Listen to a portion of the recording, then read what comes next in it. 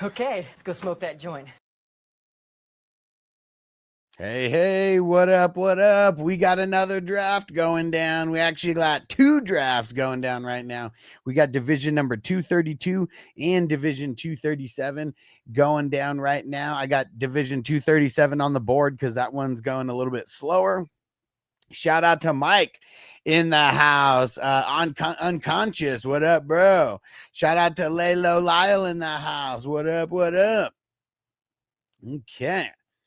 So the 232, we are in round 6. And then the 237, that one started 10 minutes after because we didn't fill in time. We are in the middle of the 4th. Okay.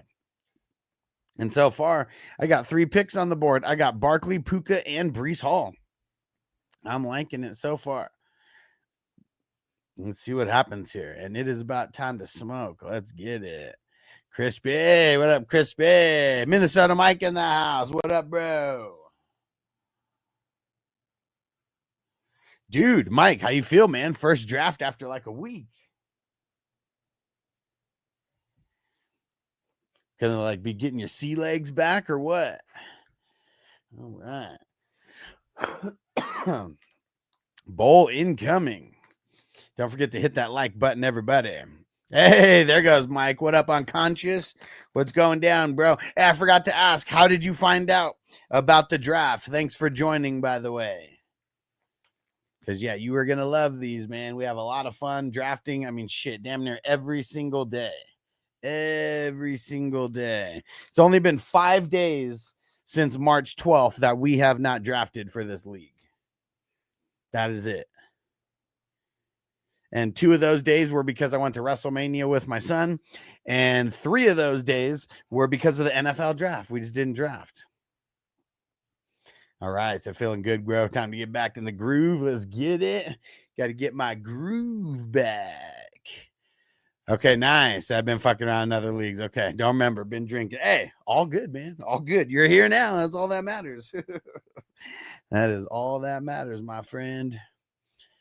Okay, and I am very curious where I'm gonna go. I really don't like the way that this draft shaped out. Like, I know, like, I guess I kind of don't like having these early picks because, man, for running backs, you kind of get screwed, man. I mean, I got 2 of them. And I kind of don't know where to go with this. You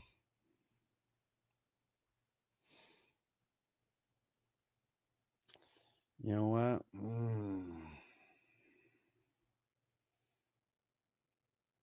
Fuck it, man. Let's go Tyreek. Just call me Austin Danger Powers. Let's get it. Hey, Cali Jam. What up, bro?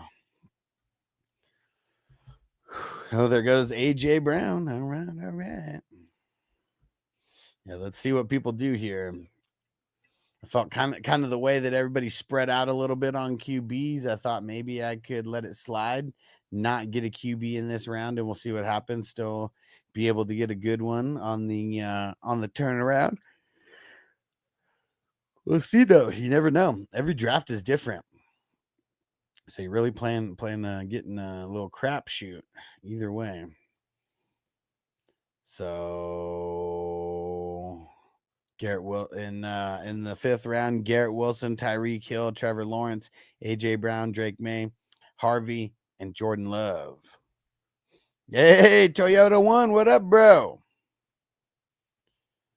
Cali Jam said I got Tariq in the other draft. What Tariq who? Or is that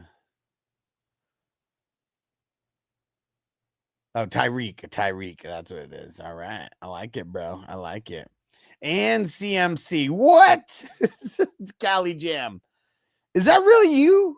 Is that really you over there? Did someone did somebody just jump in and snatch the soul right out of your body? I'm very curious now.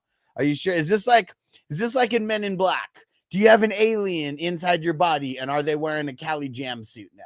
Because like an alien just took over your body. Like what world are we living in right now? Oh man, can't even believe it. Nice. Lau said he got Jordan Love and Drake May. Okay. Yeah. And this other one, and the one that's on the screen right now, they went pretty much back-to-back picks in the 5th. You got both of them. All right. Hey, Brown, what up, bro? He said, good evening, degenerates. Yes, my name is Alex, and I am an addict. Body snatchers are among us. I'm just saying, bro, something's going on. He never picks CMC. It's the one that's not on the board right now. Never pick CMC. Almost outright seems like he hates him. I have so many drafts, got to switch something up. Hey, I can appreciate that. I can appreciate that for sure.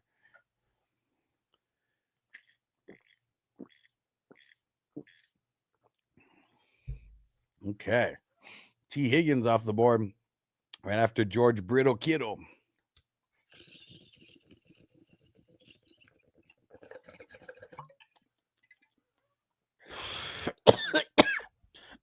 Woo.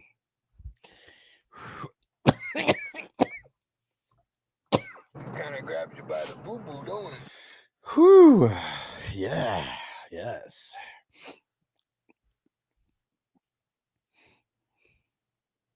What did he say? He said volumes. You don't usually draft him. Volumes. I don't know. Oh, man. I just saw Unconscious. His first pick was Genty. Because I watch, because I produce Vegas content and because I like always looking out for Vegas content and stuff. I saw a video that was posted a couple days ago of Genty. He was house hunting in Vegas. And it's not really house hunting. It's more or less they needed a celebrity to come show some dope ass houses too. Because, man, they showed him 3 houses. Well, one was a penthouse. So 2 houses in a condo, 2 mansions in a condo. One of these mansions was like 15 mil. That penthouse was like 2 something mil. And there was another house that was like 12 mil. Dude. And he was like, maybe next page, maybe next check. Maybe next check, one of these will be up my alley. But dude, they were showing them some badass cribs, man. Made me jealous. Brown say, well, Cali Jam, that's some wild autocorrect. Okay. I was wondering what the heck that was. Okay. Wait, what? Judkins in the 4th.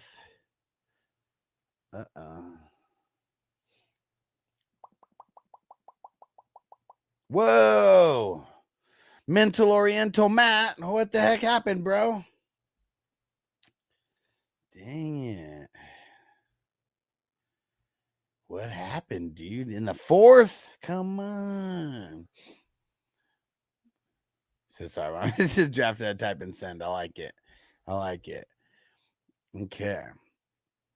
3 picks in front of me here. The world is my oyster at this point. Let's see. I do got 1 pick ready, though. Oh, fucker. I did have 1 pick ready until T. Swain fucking sniped me.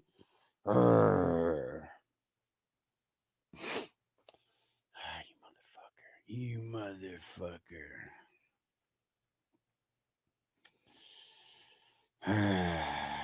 All right, let's go Stafford. That is ugly. Especially with this hurt ass back and shit.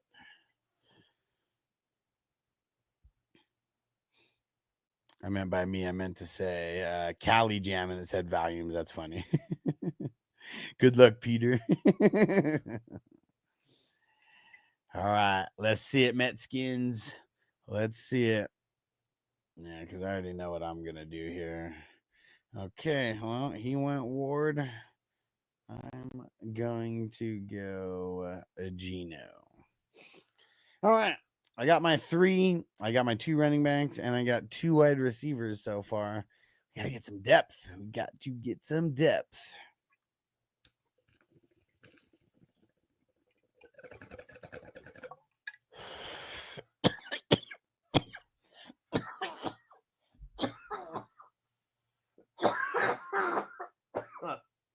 Shit. And I could probably I've been smoking this whole joint, man, and still walk away, man. I've been smoking since I was born, man. I could smoke anything, man. Light it up. Let's get Chinese eyes, man. Choke it out, man. That's some heavy shit, man. God damn, I was in that shit, man. I never had no dope like that before in my life, man. That's the heaviest shit I ever smoked, man. I mean, I smoked a lot of shit before, man. But goddamn, man, that's heavy shit. Oh, Lay Low Lyle got him this time. All right, all right.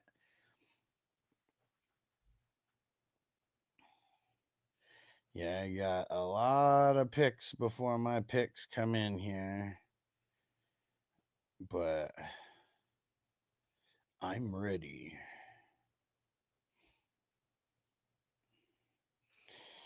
Whew.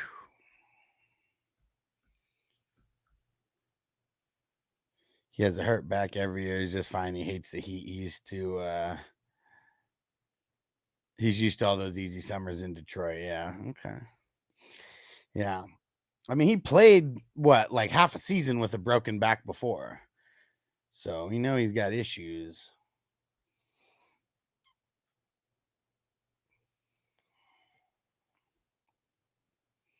We know he's got issues. We would just rather see him playing, you know? That's it. We'd rather see him playing right now. All right. Is it almost time for a song? Who's going to feed the jukebox and pick a song?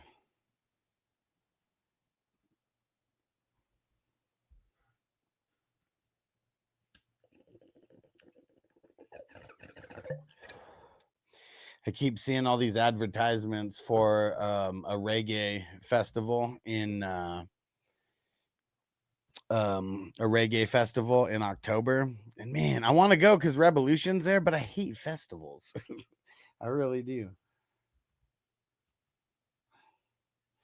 But they were supposed to be playing on a Saturday, and now they're playing on a Friday, which is very interesting. Like, that's the part that makes me almost want to go. If it was on Saturday, who knows?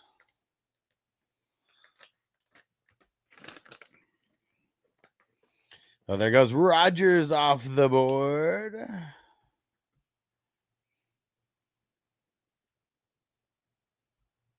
Toyota one said, well, tomorrow I'll get my next pick in the 32 man. Yeah, probably. Yeah, me and you we're pretty close together. I mean, we got through round 3. We're in our 3rd day. If we average 1 round a day, that's not going to be too bad. That's way better than what it was last year. For anybody who was in, I know you were Toyota one. For anyone who was in it last year, we were not doing a round a day. It seemed like it was like a round every 2 days. Oh, all right. You know what? I totally not rediscovered this song, but totally just remembered this song. Any WWE fan will really remember this one. Like, I started creating, once it got to a certain point, I just started creating these leagues, and I just started naming them, and so I just went down a 90s rabbit hole for like so many through the final 300. But so after this, we got Mission Impossible. That's tomorrow. Then Mrs. Doubtfire. Then Robin Hood, Prince of Thieves. Nice. Then Die Hard. I mean, not 90s, but down a pop culture rabbit hole with us. Die Hard 2, Die Hard with a Vengeance. There's Something About Mary. The Fugitive. Oh, that movie's hilarious with the hair gel part. Yeah. So many pop culture references in that movie for sure. And let's see. Then we got The Fugitive and U.S. Marshals are the next two. The Fugitive was awesome. I saw that in the movie theaters. Like, I had no business seeing it because I was so young at the time. Yeah. But my brothers took me, and I was like, dude, this is awesome. And we got GoldenEye. Nice. I love the video game. Oh, for sure. It's like one of my favorites. Yeah. I mean, that was like, you talk about first-person shooters. That was the best first-person shooter ever, at the time. Like, I don't even know what other first-person shooters, like maybe Doom or something came out before that. But yeah, Doom was on the computer, though. Yeah, but you weren't like you weren't playing multiplayer or anything like that. Like I enjoyed The World Is Not Enough too. That was a good one. I don't think I played that one. was Or the are you blue talking about cartridge. the movie or the game? The game, like it Okay, came out yeah. a little bit after with the blue cartridge, and Yeah. I played that more than GoldenEye, but they were both Okay. awesome. Yeah. And then so after that, we got Saving Silverman, and then we got Speed, and then The Rock. Not the character, The Rock, the movie. Rock. I Rock. watched that recently, man. That was an awesome movie. Alcatraz. They had to break into Alcatraz using Sean Connery, who actually broke out of Alcatraz. Right. It's crazy the twists that they give these movies. It was like there was a lot of weed consumption in the 90s when it comes to some of these ideas. Man.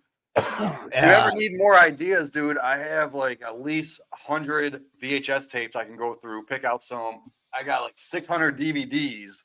I like it. I mean, I've already created all the way through 400. We're not even getting 400 this year, but let's see. Then we got 7. Great movie. American Beauty. Oh god, that movie was weird. It's crazy, right? Like if you watch it now, it actually makes more sense because of the whole.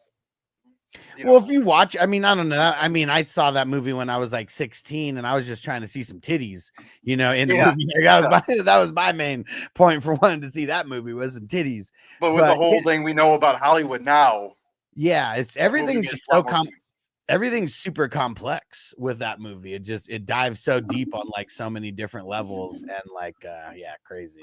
Just that paper bag flowing around, right? And then we got the Austin Danger Powers series. We got Austin Powers, The Spy Who Shagged Me, and Austin Powers and Goldmember. Showgirls. Yep, you're right. That's funny. I don't think I put that one on. I don't think I have that one on the list, but maybe that and Striptease should be on the list somewhere. Yeah, Striptease, Showgirls. How about Coyote Ugly? That was a good movie. Okay, yeah. All right, round 10. I took Dobbins. I'm gonna actually change my background because I got the wrong twister in there. I got the game. Yeah, all right. There we go. That's better. There you go. Twister now.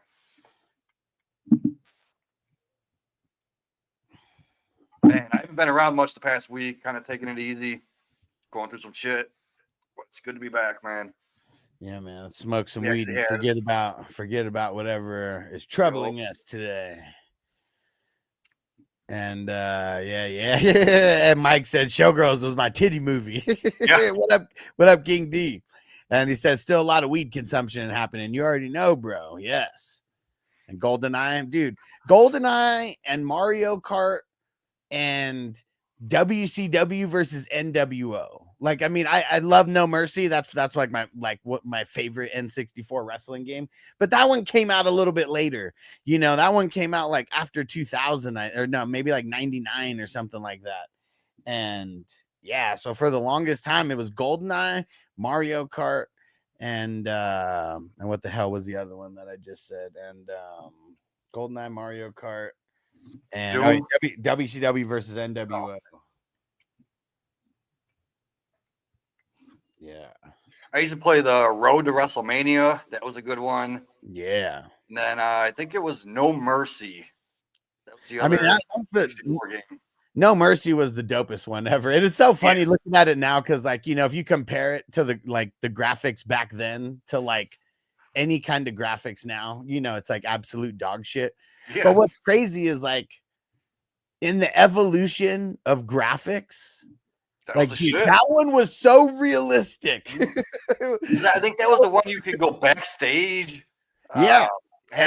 Go through different doors. And they actually had the entrances in that one. If you remember, like everyone, they had the little movie, the little the Titantron movie come across the screen and shit like that, and it wouldn't show it wouldn't show them going in the ring, but it would show them walking all the way down to the ring. And that was like the first time that like ever happened in a video game. Yeah.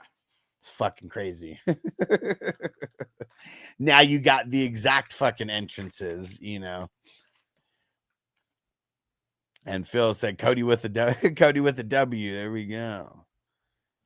Toyota One said you watched Twisted Metal series. The new season just came out. It's dope as fuck. Oh, No, not first yet. But season's awesome. I watched the first season. Anthony Mackie, Papa Doc. You know, I mean, Yes. yeah, fucking Clarence, going to Cranbrook. But yeah, the first season was dope. I didn't watch the second one, but I've been seeing the commercials. I just haven't had a chance to put it on. Oh, Happy Gilmore 2 came out. I don't know if y'all seen that. I watched that. I want everyone's thoughts about it. Like, I didn't love it as much as the people who said that it was the best movie ever, but I also didn't hate it as much as the people who said it was the worst movie ever. I'm right in the middle. Sequel. I liked it. It wasn't, it's not the greatest movie ever, but I liked it. It hit the nostalgia buttons for me. Yeah, it brought back a lot of the nostalgia. Everything. Every character from the first one was back, even if it was a gravestone. Oh, see, look, Mike said he couldn't make it through the new Happy. Everyone's got certain reasons why they don't like it. I was smoking weed, and it was on while I was doing multiple things. So it wasn't bad. I didn't have enough blunts in hand. Okay, well that makes sense. It'd be like that sometimes. So what up, Ron? What's going down, bro? I don't know if this is true. If anyone, I just seen it recently, but you know how on Facebook they have those fake posts? There's a Netflix coming out called Mac for like the Punch Out guy. I don't know if that's fake or not, but that would be awesome. That would be very interesting. It's like, I mean, let's be real, like, dude, Little Mac. The only way that I would like that is if they like Soda Popinski and like all the characters, like it could. I mean, even if Mike Tyson, is the great, and he just kicks his ass. Like that's what happened, right? You'd get to Mike Tyson so many times and you're so ready to win, but then he just like beats the shit out of you. Like it could be like that in the movie, and that'd be very nostalgic. So I actually have a theory about that game. So I'm gonna be real with you guys. Like Little Mac, dude, that dude, it was not an underdog story. That kid was a fucking damn Make-A-Wish kid. Think about it, dude. The dude was like, did he have like Benjamin Button syndrome? Like, where he's like 100 pounds, like 4'8". And then that fucking, what's his name? The trainer, Doc. He wasn't a coach, dude. He was like a hospice nurse, just trying, like, piping up Mac and just making sure the dude doesn't fucking fold. So, was he deathly ill? Make-A-Wish, or was he Special Olympics Make-A-Wish? That's a good question. I think he was ill, man, because they wouldn't let a Special Olympic dude go in against these murderers. I think they just had like this kid that was about to die soon. He wasn't even 17 yet at the time, right? How is he going in against Mike freaking Tyson? Pete said he's IDPing. Let's see.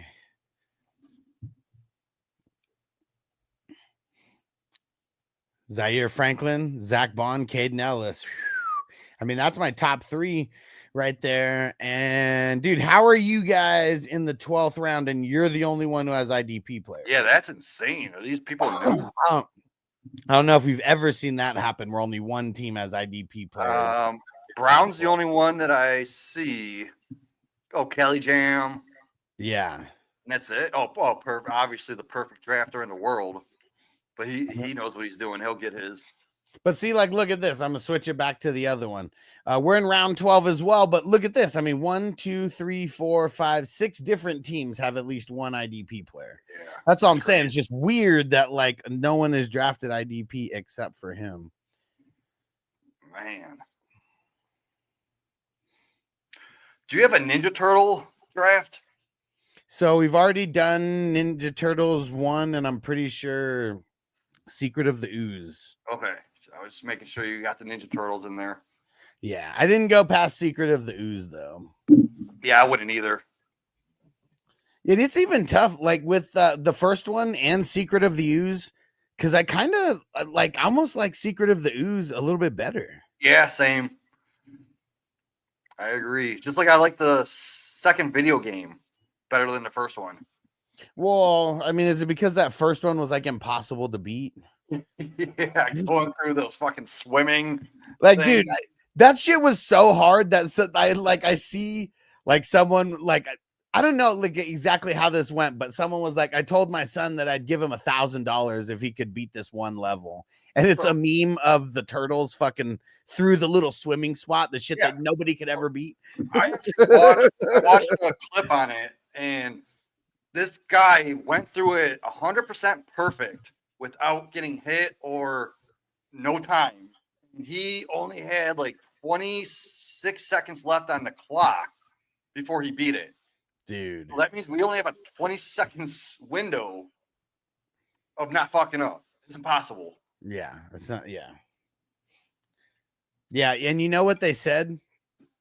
So when that game came out, you want to hear some bullshit? Okay. Here's some bullshit about video games that I found out.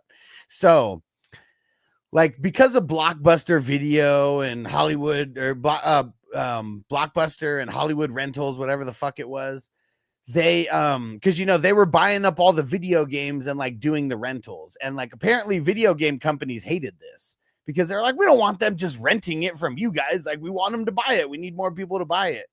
And so they purposely started making games harder so it couldn't be beaten in a 3-day rental window. Yeah. Yep. Those fuckers, man. Lion King, dude, I guarantee Lion King was the most profitable game from Blockbuster because people could not fucking beat it. No. Aladdin was another one. Yeah. Like, think about a lot of this is like early 90s, when Blockbuster and all that started really getting like huge. And that's when like, I don't know if that Ninja Turtles game was one of them, but that was one of the ones that they referenced. But no, they totally referenced Lion King and Aladdin because those were like, big time games for kids specifically. Lyle said he's IDPing soon. And TJ said, I got that 1UP arcade in my basement. My kid just hits a start button 100 times to survive the turtles. That's hilarious. Yeah, man. It's you only have stress if you have to put another quarter in. If you don't have to put another quarter in, there's no stress. If we were like playing that on the, video game at home, there is stress, but it's not as bad when you got to like throw money in to revive. That's why even now we got Dave & Buster's. They have this card. It's pretty much like an unlimited like gaming card, and you get it for the summer. So like we bought that, and that thing's awesome now because we would spend so much money sometimes going to Dave & Buster's. You run through 20 or 30 bucks of credits hella quick. But this was dope. Now we're just playing unlimited games. And Mike said, I believe it. He said, from soft tick to the heart. Yeah, Lion King made little kids cry for sure. You guys remember that? I think it was impossible.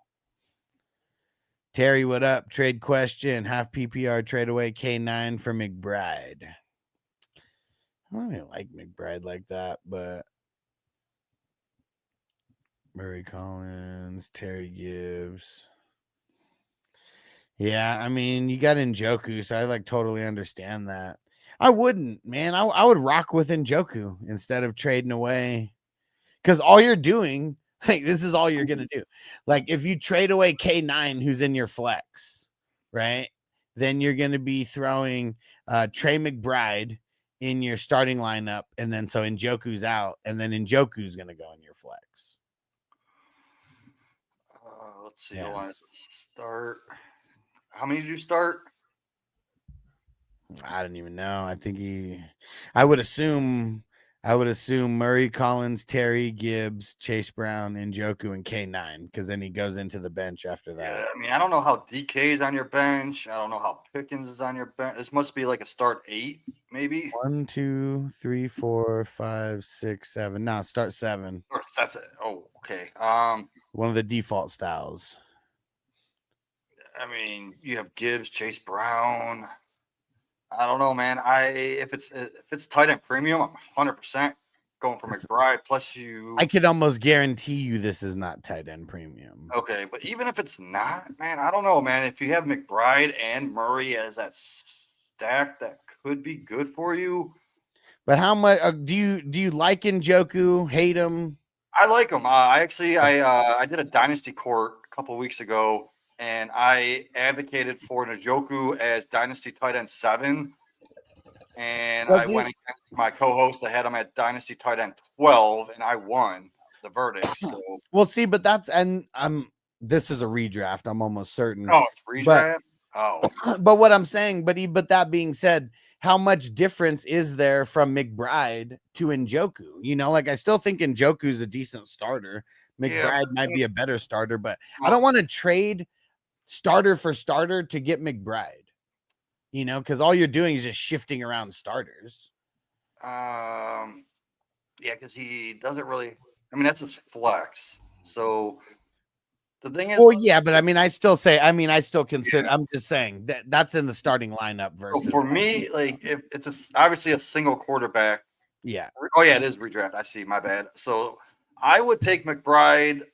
I've been getting him at like the 301 in a couple drafts recently, but they're best ball. K9 goes in maybe the mid fourth, maybe fifth. So I mean that's a couple rounds jump right there. So just for redraft, man, I'd rather have McBride over K9. Plus the whole K9 news. Isn't there some kind of injury? Because people are hyping up Sharp and Martinez now. well, I went through and I did I did a training camp video today, and they said that they're just giving K9 extra rest. Oh, good. Okay, I like that. Yeah, he did hurt something, but they said the extra day of missing practice was for rest. I'm just gonna pull up one of my leagues now. I got like 30 of them going, but I can pull up one. So, I'm on the clock on one. All right. So 4th round. Yeah, 402 in a 12-team league. That's where K9 went. 301 was where McBride went. Yeah. So that's like a full round. Yeah, but the tight ends are usually going earlier, those top end ones, because of scarcity, not because of like True. points they're actually going to put up, especially if we're not talking tight end premium. Like I want to know like where these people were drafted if someone's offering you this trade. Yeah. Mike said, how do I have Franklin, Parsons, Garrett, and Crosby? Dude, that's fire. That's a fire IDP start. I know why you have Parsons so early is because I hate on Parsons a lot. And it's because I remind people that he doesn't pay off that draft capital. Like he's not going to finish, like you drafted him as 2 as IDP 3. He's not going to finish IDP 3, you know, like, I mean, he's just not. Yeah, if you look at people's rankings, the only reason they have like Parsons and TJ Watt higher is because you could use them as DLs or LBs. But like this is flex. This is all flex. So there's a difference. Yeah. Yeah, because because what would you have Mike? I mean, would he be top 3 for you in DLs if we're just thinking about the top guys for fantasy? You think you'd have him top 3, top 5, or just more DLs? Yeah, just DLs. That's it. Yeah, I think he would be top and 3 or sleeper 4. and sleeper DLs. So TJ Watt, and Van Ginkel and those guys also are in the mix. Yeah, I would put like Parsons, Garrett, TJ Watt up there in the top. Yeah.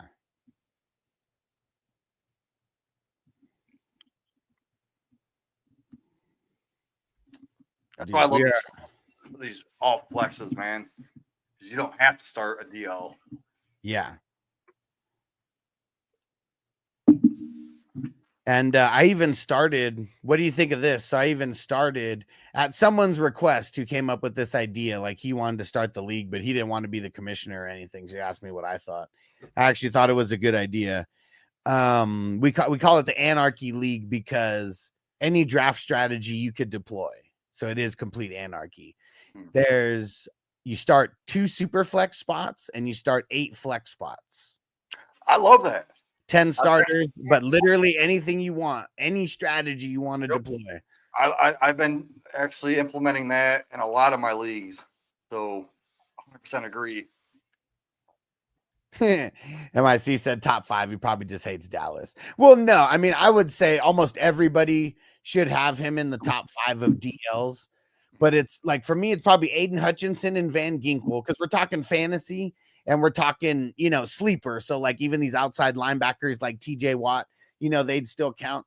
But I think it would be like Hutchinson and then Van Ginkel. And then, I mean, TJ Watt took a step back, but I'm still going to put him there.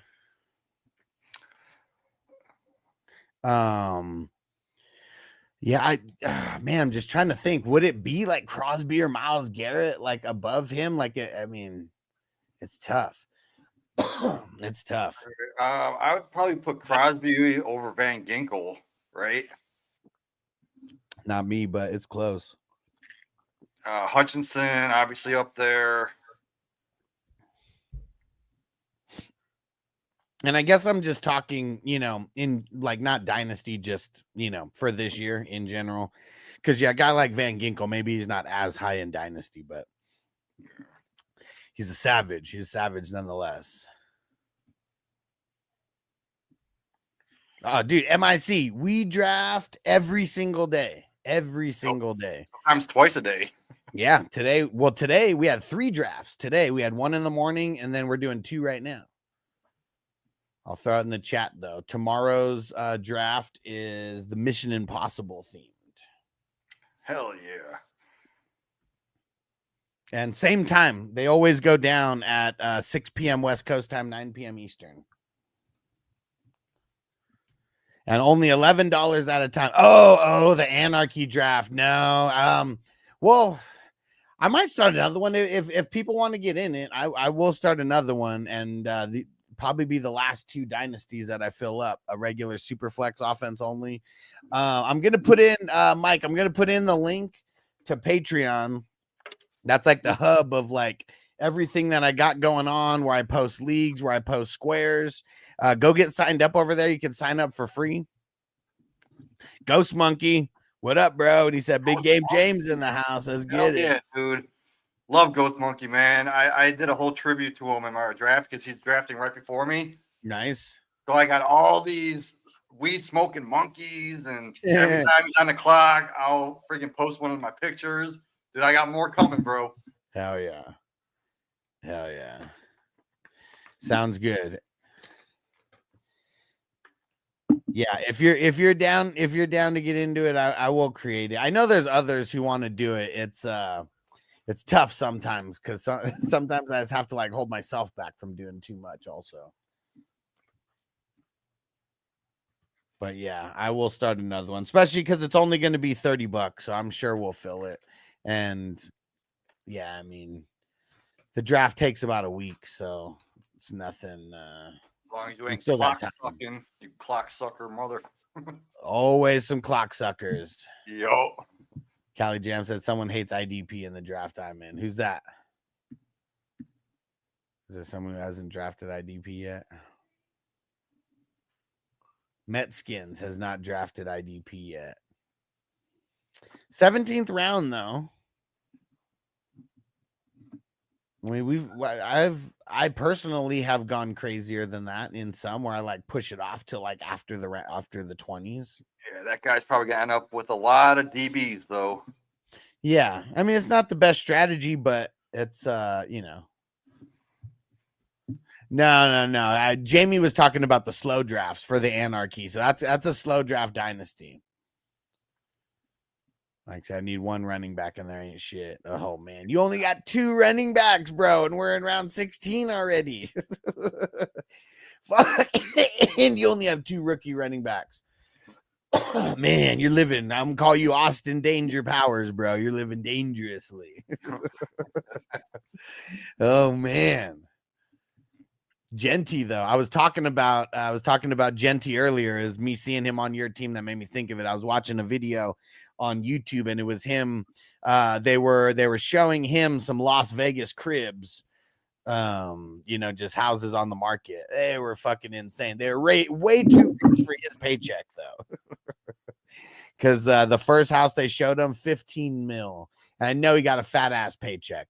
But yeah, 15 mil is a lot for a house, and then it was like a $2 million condo or something, like a dope ass penthouse, and then a $12 million like really dope ass house as well. They were showing him some fire digs, man. That's for sure. Where do I want to go with this one?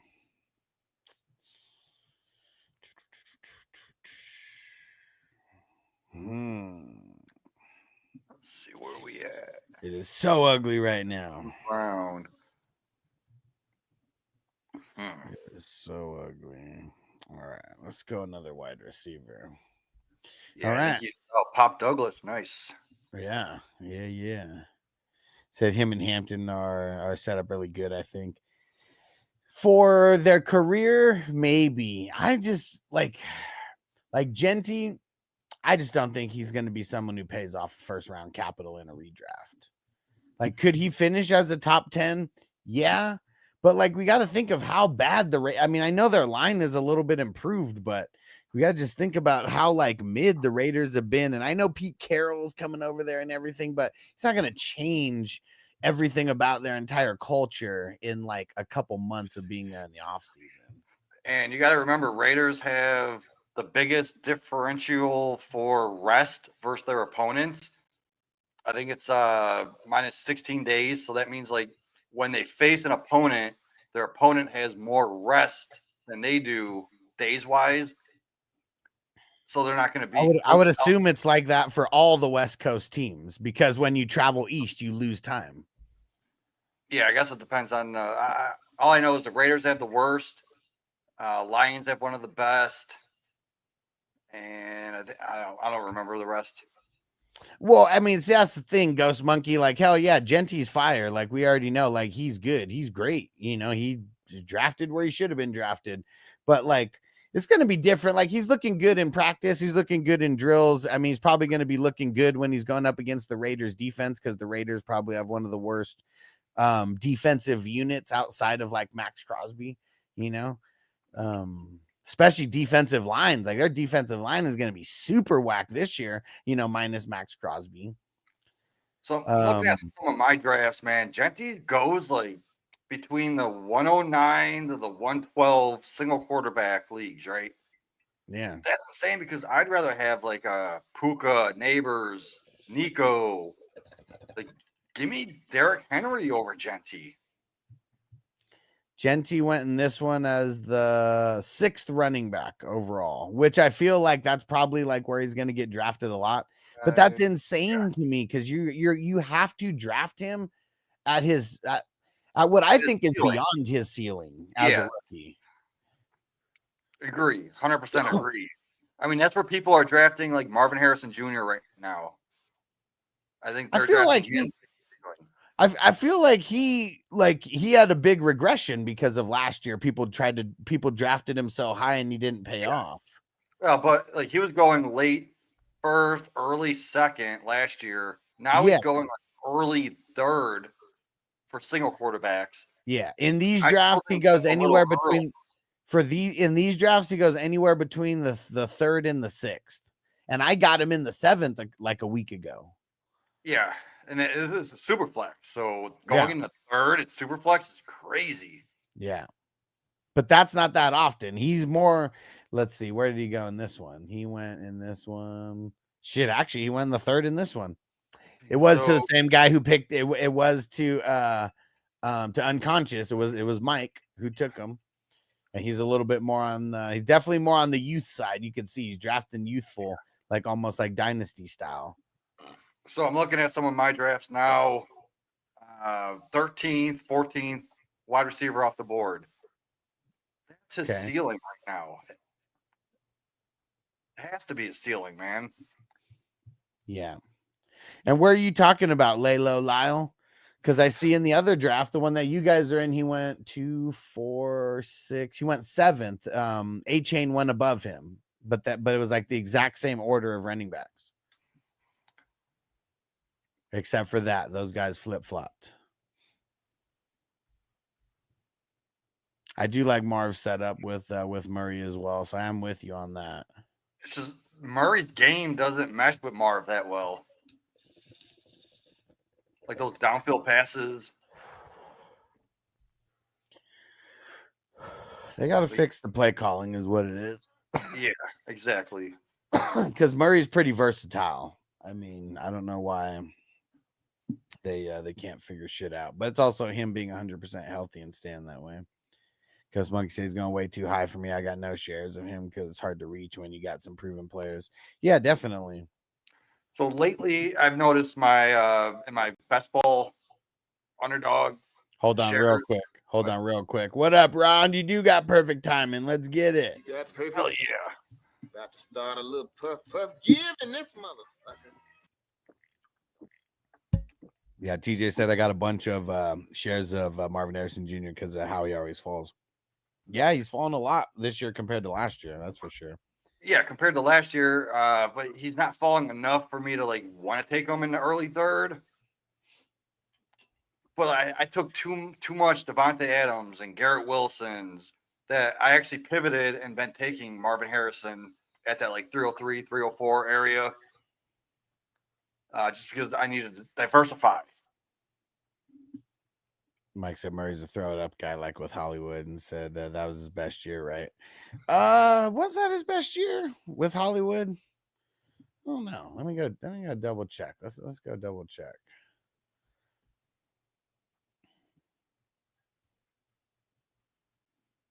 Yeah, let's see.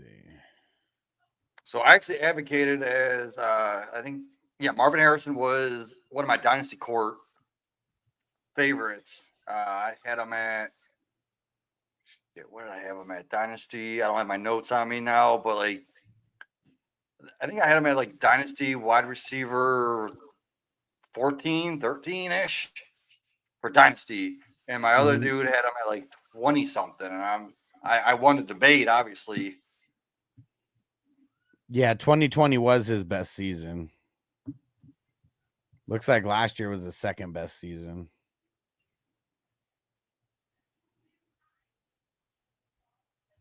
I can't remember. Was 2020 with Hollywood Brown? 2 picks in front of me. Here we go. Pete said it was his first year. Marv had a great rookie year. It's just needs to be more consistent. Well, yeah. See, and the thing is like him, like a lot of other rookies out there, he just didn't have the size. He's getting punked a little bit at the line, having to work through the press coverage. But that's why you see that it's the second year jump. It's because these guys get a little bit more jacked in the second year. They start throwing up some grown man weight, in the weight room. All right, so I just pulled up my notes for the podcast I did, and so last year he was being drafted like a locked-in wide receiver 1, top 5 at the position, going in like the first 12 picks of the draft. We all knew the talent's undeniable, but his rookie season left a lot of fantasy managers just feeling burned. He ended up with only 62 catches, 885 yards, and 8 touchdowns. Solid numbers, right, for a rookie, but not what people were hoping for. He finished as a top 12 weekly receiver twice, and he came in at wide receiver 42 in points per game. Blah, blah, blah, a bunch of bullshit. Got you, Lyle. Marv is bulked up this offseason, right? To better handle the physicality of the NFL. Like that kind of self-awareness is awesome for a player, and like that work ethic that he's putting in paired with that elite pedigree, like with the NFL DNA is exactly what you want to bet on for Dynasty. Like, especially now that you don't have to draft him as a wide receiver 1 with that price tag and you're getting him at a discounted ADP. Like I am back in on him if I can get him at that discount. Yep, and for sure get bigger year 2. Yeah. Because now you got nothing to focus on except hitting the weight room. And then remember, Marvin Harrison Jr.'s dad had the same exact stats. I think like 3 less catches and a few less yards. Yeah, his rookie year. But then again, it also was brought up that he doesn't have Peyton Manning throwing to him, so he's not gonna be Right, but it is still. I mean, it's way more of a passing league now than it was. like his dad let the fucking second year had like 1,700 yards, like more than double digit touchdowns. I can't remember exactly. 170 targets, Yeah, some shit like that, like doubled. yeah, So I'm not expecting Marv to do that, but I do expect him to step up. yeah. Because it was like his dad came into like a perfect situation. You know, young Peyton Manning. Their team had like shitty defense. I mean, I don't know. Cardinals have shitty defense also, so that is something they got working for their offense, needing to throw the ball more. Yeah, and just like no real run game, right? Because didn't they get rid of Edgerrin James or something like That year, I believe they did. Yeah. I want to give a shout out to Toyota One though, taking Roshan so early. I love me some Roshan, but like that's I'd rather have Wright over him. I'd rather have Garendo. I'd rather have Algier. But I still want to shout you out for that pick. Awesome.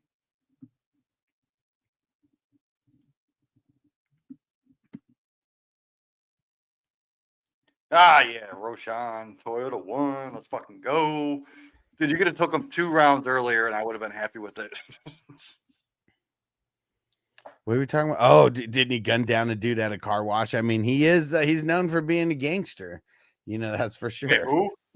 Marvin Harrison Sr. Oh, no shit. I don't remember that. He gunned down someone at a car wash. And Toyota One said it's best ball with over 40 leagues. I can reach a little. There we go. Hell yeah, man. Especially with the reports coming out now. I don't know. I missed it, but there was something happened during the game where Swift might have fumbled or some shit. So I just saw someone say it's Roshan and whatever the fucking Manungai. Well, I could tell you what I've always said about Swift. He's a bum. He was a bum then, and he's a bum now. It's Swifty with the Benson. Yeah, Benson too. I mean, geez, that dude could be a fucking steal. Oh But shit! he's got In a North hope for Philly, injury. he said in North Philly, and he owned the car wash. Oh man, he's What the fuck? dude. I mean, if he was, you know, there may was it legal what he did? I can't really remember, but if he was, you know, if it's his business and it's a valid firearm and all that, like man, I don't know, man. Like I work at a car wash, and I don't see a scenario where you would need to pull a gun out. Well, let me ask you this: is the car wash you were working at in North Philly? Oh yeah, you're right.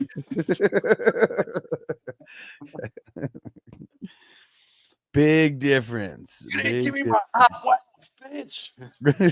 difference.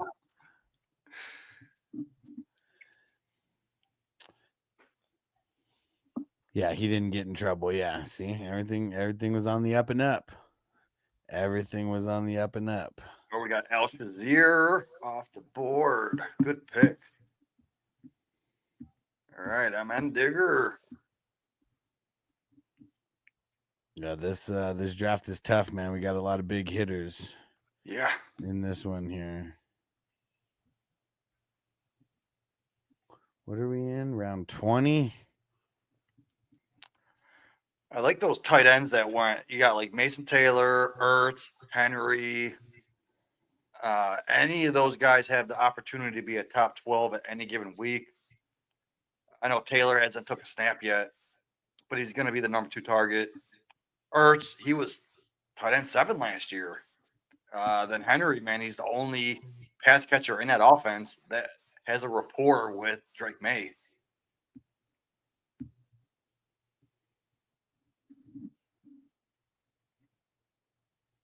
You guys are in trouble because I'm building up my queue.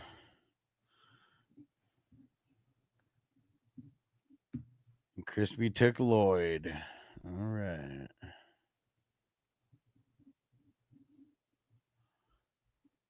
Jamie. Yeah.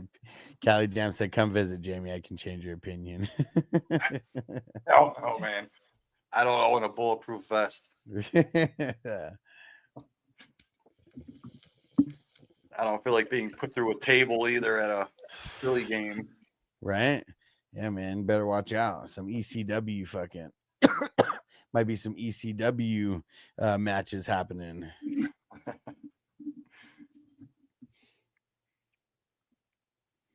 All right, we got balls coming up. Dun, dun, dun. Let's see.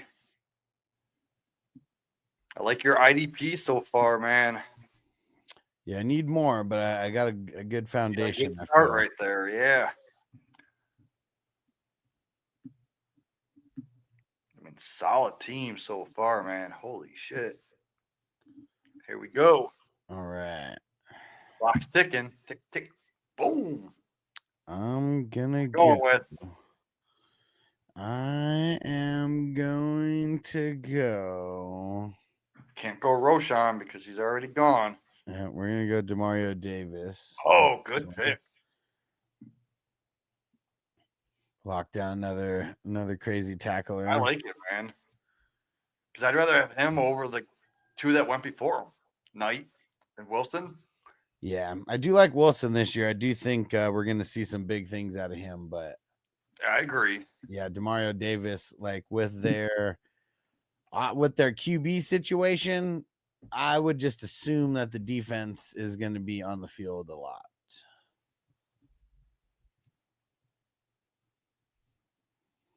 All right, let's see it. Metskins. Oh yeah, and Metskins is in both of them, so he does have IDP in this one though. Let's see. Did he? I got to give a shout out to the drafters that have multiple drafts at once, being fast drafts. You guys are fucking savages. It takes me like freaking enough focus just for one draft, and you're doing multiple drafts. Yeah, man. All right. Hey, like Crispy said, why don't you just crown him, Jamie? Fuck you, Crispy. We'll see you at the end, man. I don't know. I haven't even really looked at Crispy's draft yet. It sucks. Let me tell you, it sucks. From what I see on the screen, I highly doubt that his team sucks. I don't know what his first picks were. I only see one. Coleman, I don't know. And shout out to Cali Jam throwing in the super chat, and he said grade from both of you if possible. Okay. Should Jamie start drinking more? Is that the kind of I mean, I'll go grab another beer. Jamie, right? He just needs an excuse to start getting trashed. Yeah. Why not? I don't know, man. From Crispy's team, what I see on the screen, I like it. Ron said Crispy got his ass in 3 rounds so far. Man, Crispy taking people to Snipe City every draft. Yeah, every time I join a draft, Crispy's in it. It just makes my heart drop because it's like, God damn it, why can't this dude just keep out of my shit? Like, dude, I want to win too. Crispy's in 150 of these drafts. Same with freaking Brown and Perfection, and you guys are savages, dude. Did you hear me? So Crispy has 150. 150, dude. Brown has 132. And I didn't even put in the 2 drafts that are going down right now. I have to update that. Minnesota Mike. Your guys' money, I'd burn mine, man. Minnesota Mike, he has 102. Those are the 3 guys that are over 100. Wow. I got what, 10? Let's see. No, you definitely have more than 10. Not including the one you just joined, you have 15. It's not bad. I mean, that's a step up from the past 2 years. I've only had 5 each. Toyota 1, let's get it. Oh, all right. T Swain said he's down with another anarchy. All right. I will. I'm going to make a note right now because I totally didn't create the dynasties earlier because so many things came up. I'll go grab another beer. All right. Anarchy and number 121. Okay. On my to-do list. All right. And Toyota 1, you the man. I'm marking you down with those 5, and we're getting a dabbaroo going. Yes. Yabba dabba doo. Hey, you want to get high, man? Does Howdy Doody got wooden balls, man?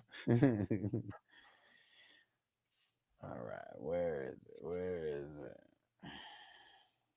This Howdy Doody got wooden balls, man.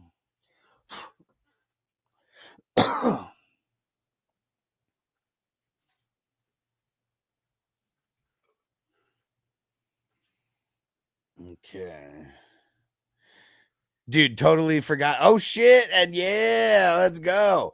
And Toyota One. I was looking this way, and then I just see it on Rumble. Yes. Another $5 super chat from Toyota One. We're doing 2 dabs right now. And oh, Toyota One, I forgot to ask you, did your son say anything about like did he get on any of the new there was like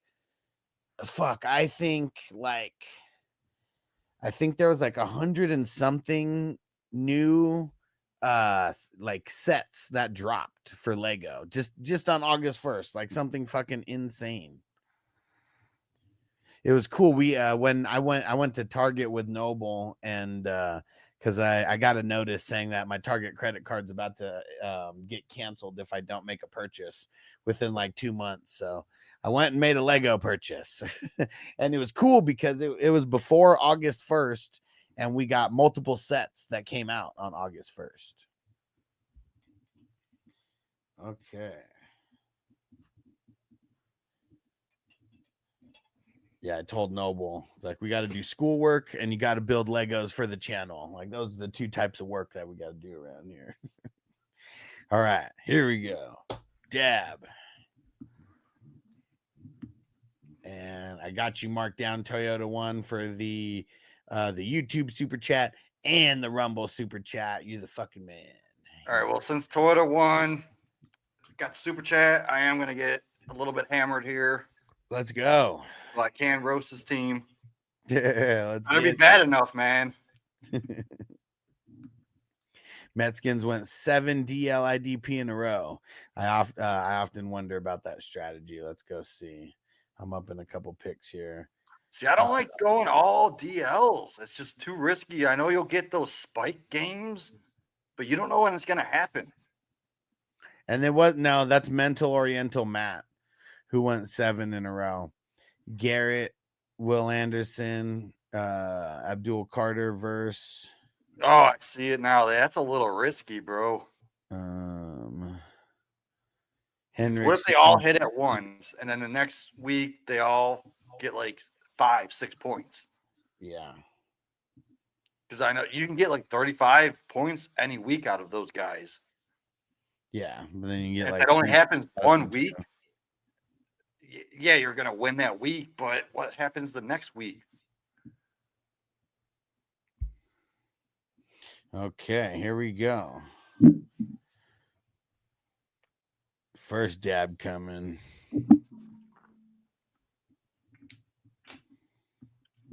And so not that I heard I've been super busy lately. I haven't really talked to him. Okay, yeah. Yeah, the Legos. It's a good time to be making Lego content, I'll tell you that much. I bought my kid a Lego airplane. It was only $12, 1,500 pieces. Nice. Yeah, it's freaking awesome, man. We didn't put it together yet, but we're about to. Nice. Yeah, Legos are awesome. They're expensive as hell. So yeah, finding the sets that are like less than $20 that are good deals are always awesome.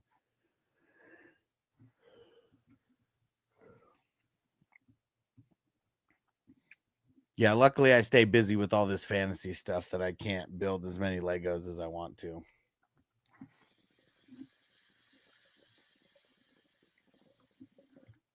Because Legos is definitely something I'm addicted to buying. And a lot of it is because of I like buying shit that goes up in value, like even like a lot of the toys and action figures like on my wall, like I look at some of these like South Park characters sometimes, ones that I bought for maybe like $15-20 back in the day, and there's already maybe like, I don't know, 7-8 years after they came out. And I look now and they're like selling for like $80, $100, some of them, because you just can't get them anymore.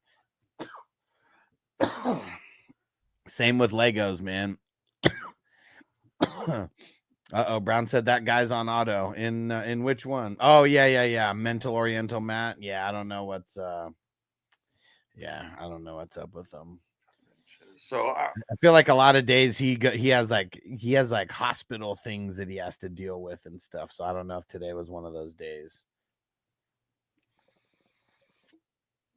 I'm looking at this one set. It's a DeLorean, Fuck $20, yeah. but it's only like a 5 inch, so it's small. What's the does it have a number on it? I'm looking, man. They have another one for $190. Obviously, Yeah, bigger. that's the one. That's the good investment one. What's tough is I think there's just a lot, but all the pop culture ones. Only 220 pieces. Which one? The $20 one. Yeah, so yeah. It's small. For I have a 6-year-old and a 4-year-old, so that's perfect for them. Yeah. Yeah, a lot of these Legos I get as at least what I consider an investment for myself. Yeah. Because dude, like I would say, if it's a Lego that I haven't opened, I mean, I'd say easily 70% of 70% of the shit that I owned has gone up in value, if not more. I mean, the only reason some may not have gone up in value is because they're not retired yet. All right, and Mark in the house. Mark, give me 1 second. Oh yeah. So the one I'm looking at now, it's $200, 400 pieces. But I just found one that's 200 pieces for $20. So the math ain't mathing on that one. Yeah, that does. I don't know. That just doesn't sound right. All right, here we go. Got it all set up. All right, Mark, you're coming on screen. Yeah, that doesn't make sense because the one that I'm would be thinking about. Let me see, DeLorean Lego set. It's $200, but it is 1,872 pieces. Yeah, that one would make more sense. Yeah. Man. So I don't know. What's up, dude? What up, man? I see you've been crushing these drafts lately, especially our slow one. Was it Mallrats? Yeah. Yeah, We I've got been that black sucker in the middle of us. yeah, I know. I know. Yeah, those slow I'm loving those slow drafts, bro. I'm building these insane looking teams in these slow drafts. I like them, man. I haven't seen a bad draft from you. The ones that I'm in. You're crushing it. Yeah. Oh, I missed it. Laylo Lyle. I don't even know where Willis went, but he said Willis is off the board. What are you talking about, Willis? Oh, there we go. I see him now. Malik Willis went forever ago, I think. I love that next comment by Ron. I probably got my wife to believe 5 inches. Well, technically, you're hung like a horse if you do the math. Oh yeah. If any of y'all ever teach my wife how to read a tape measure, we fighting. Turtle ones I thought my pick passed, but I had the other draft on. Yeah. I'll switch it back. Let me see. So this one is around 25. Wait. Oh, I like this question. Okay, yeah, they're way ahead of us now. Somehow this one's and now we're behind.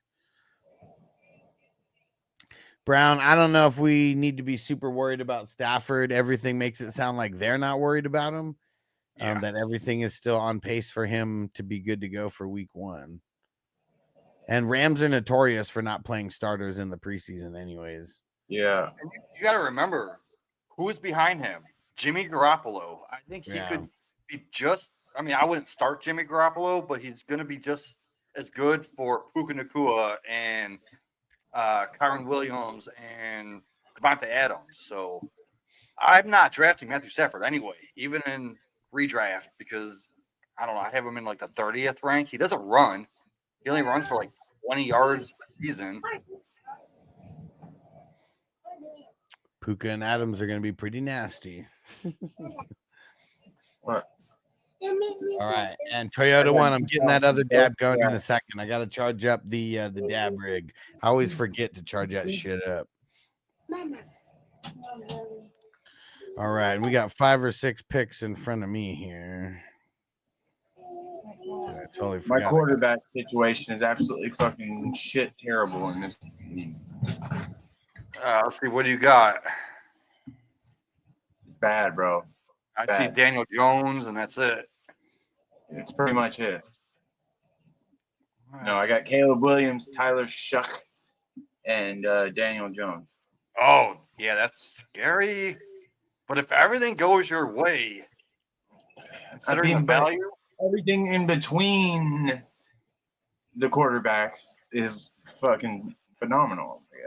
but yeah, you're banking on fucking Richardson sucking like always. Yeah.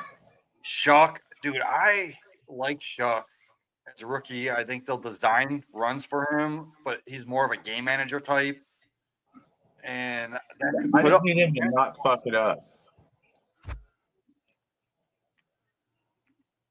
Yeah. So, I mean, I got considering Chris Godwin on the fucking bench. I got Chris Godwin on my bench. that's not bad. I know he's going to start slow, but I think by week 6, 7, he should pop back off again. Some people have to take him as their number 2 receiver. Dude, that's crazy. I ain't banking on that. I got Collins, McConkey, Adams, Rashee Rice, and Debo. So, Damn, so you got three guys in the top 13, 14. Yeah. I like it. And when Rice does play, I know he's probably going to be suspended, 6 games, maybe 4, who knows. But he could be that top 15 also. Yeah. I like the other one better, though.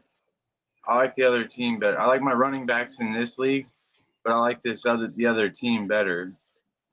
My quarterbacks are exponentially better. I think this is my best quarterback duo right here, Alex. Joe Burrow and Bo Nix. Damn. Pimping on that shit. Yeah. That's better than Allen and Herbert, isn't it? Fuck yeah, dude. Yeah. Yeah, I know the math probably evens it out, but I'd rather have the other guys, yeah. I don't know. My running backs suck in that league, though. I got ETN and Mixing. Guys are 1 and 2? Yeah. Dude, that's rough. But I got Jefferson, McConkey, Adams, Metcalf, Godwin, and Debo at receiver.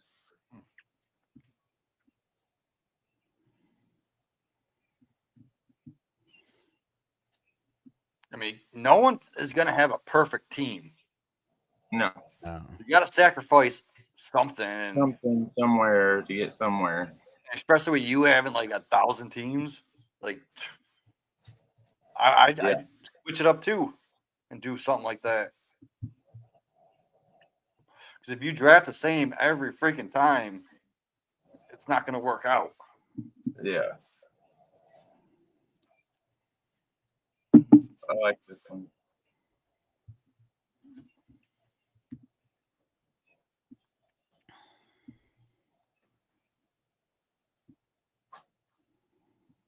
Peter got Jackson and Hurts combo last week. I want to see the rest of your team because that's freaking awesome. Yeah, I remember that. Wow. It was, and where were you drafting at? Were you drafting at like the 4 spot? 2 spot? No, that was one of them ones where Jackson fell to like the 9 or the 10. I remember that. It was late. Yeah. No way. Yeah. Yeah, I remember that. That's insane. Yeah, it's a crazy combo. Probably not one that. I don't know if it's the only one, but not a lot of them.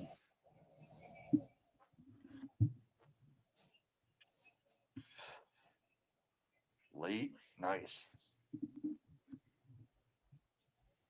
Lau said he went running back heavy in this one. Let's see. I see a lot of people go running back heavy, and I don't mind it. You went Bro. Derrick Henry, Jacobs, Yeah. Hall, and Aaron Jones in the first 4 picks. All right, Crispy, what is the one problem? You don't know? Everybody still thinks. There's one problem. Everybody still thinks that I absolutely suck.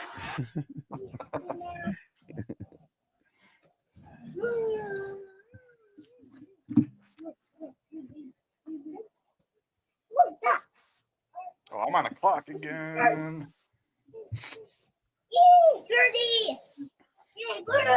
Round 26 is upon us. Let's go.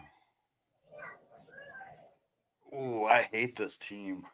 I don't like my IDP in this one. So, Cali Jam said 10 or 11. That was what he was in. What the fuck was I thinking with this team?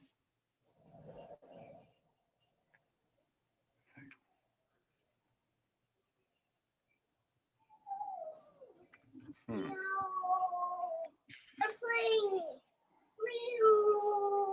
I'm gonna crash.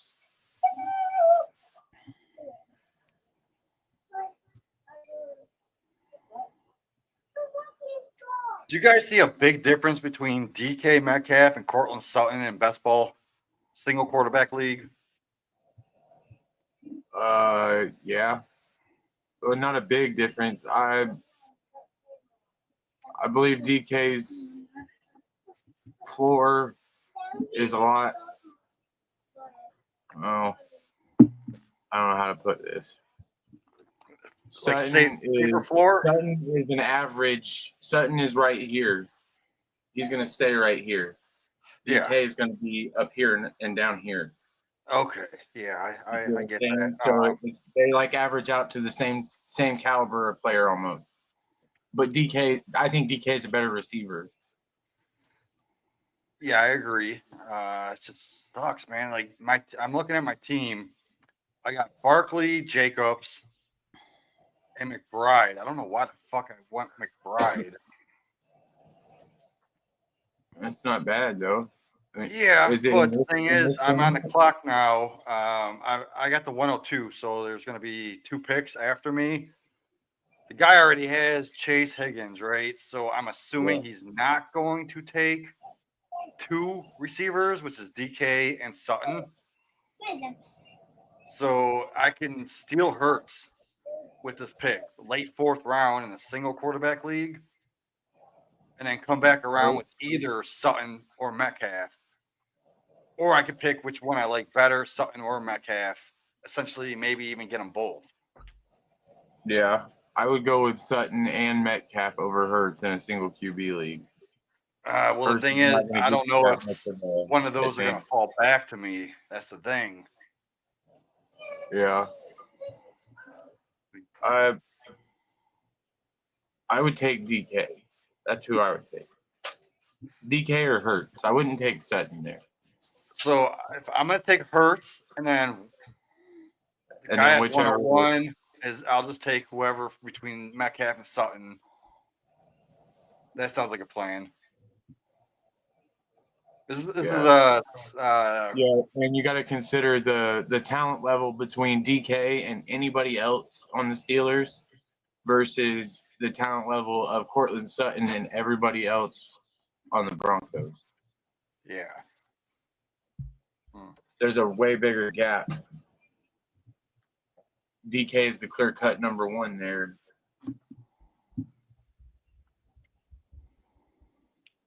All right, I'm gonna take Hurts. This is gonna be a weird build, but I'm also in 30 of these leagues for this Pomeranian tournament. Yeah. Well, it's not that bad to actually like diversify, and I haven't been taking a lot of Hurts because he doesn't fall this far, really.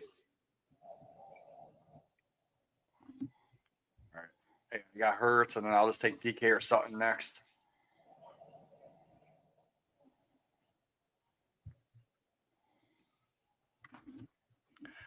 Sutton also has a bigger injury pattern.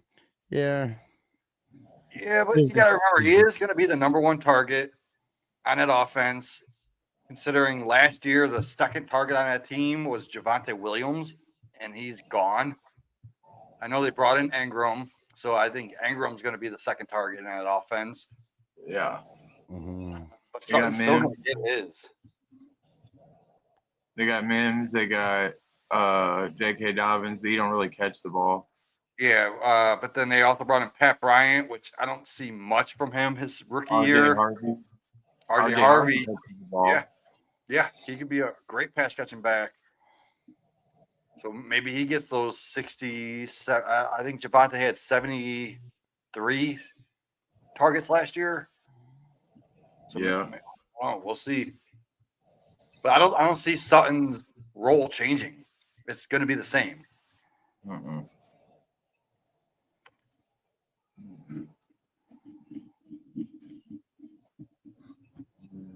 All right, what round are we in? We are in round 28. 28. All right, need to start drinking more so we can grade these with a passion. The other one is in round 30. So let's see. Hey, CB Dizzo. He said, "Where's my A+ grade?" Oh, you'll get one if it's worth it. So let me see. T Swain, is he in the first one? What team is he? Let's see. He's not in the first one, but Lalo Lyle is. So we'll start there.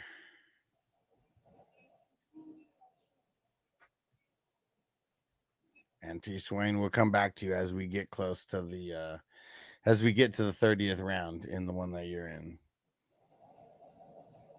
So Lalo Lyle, Jordan Love, May and Ward, Dart Willis, Braylon Allen, and Dubs. Or Brandon Allen, I mean. Oh man. Did you get all the backups? No, he's missing. Oh yeah. Yeah, he did get all the backups. Okay. So I'm gonna call this B-, B, and C+. So I'm gonna call it a B-, and then you got the backup, so it's B. And Toyota one, I'm packing up that second dab right here too. So many things going on at once. I need to charge this. Oh damn shit! thing. Is it dab time? Yeah. A dab will do. A dabber do. Yabba dabba do. Dabba dabba do. A dabber two. A dabber do. Okay, and actually, CB Dizzle, let me mark you down first before I forget. There you go. Hey, I forgot what jerseys it was, bro. Could you remind me? Yep.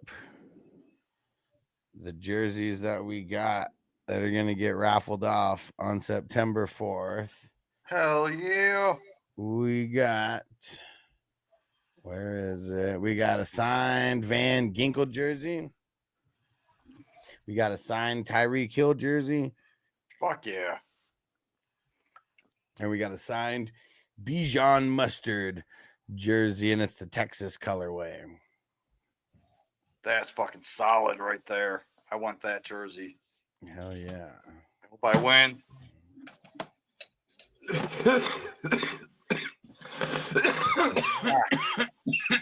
Okay. It's funny. My dude just went live.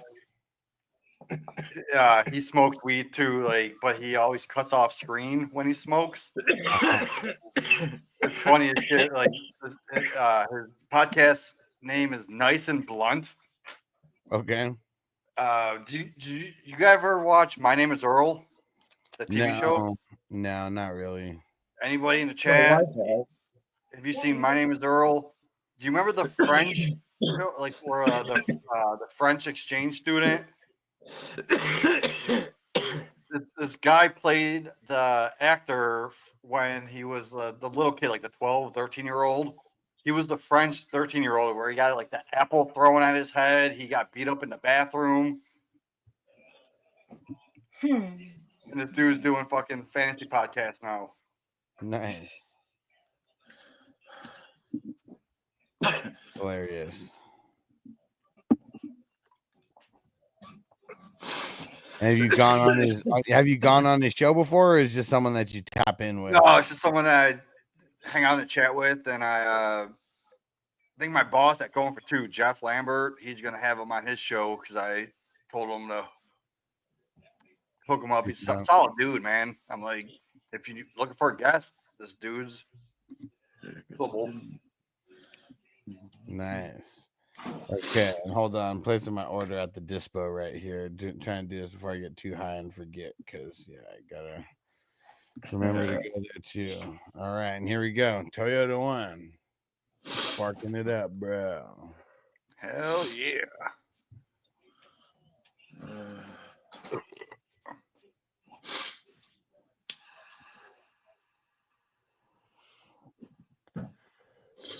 Fuck. Pretty sure he was also in that Alvin and the Chipmunks movie. Okay. He voiced one of the characters, which is pretty funny.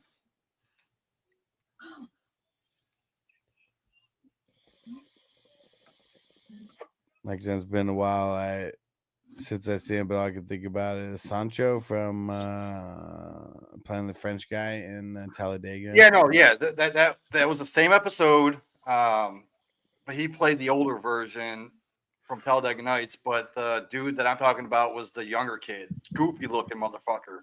Look him up. It's like, fuck you, Earl Hickey. Hilarious. Ooh.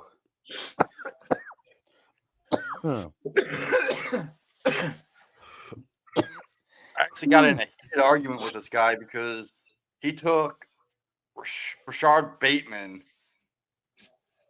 and I was so high that night that I ended up auto picking Cedric Tillman, like 2 picks before that, and he roasted me for it. I'm like, wait a second, go look on Sleeper, bro.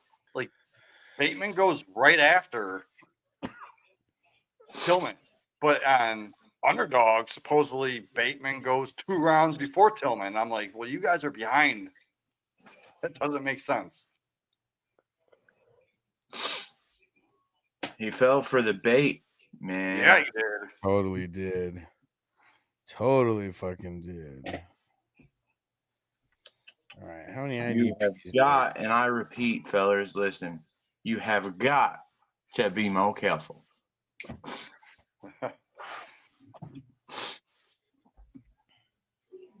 All right, what team we roasting first? Lalo Lyle. Lalo, let's do it. And my 2 picks are coming up. That's what's making me go. That's what's making me go so slow here, is I don't have a huge queue set up.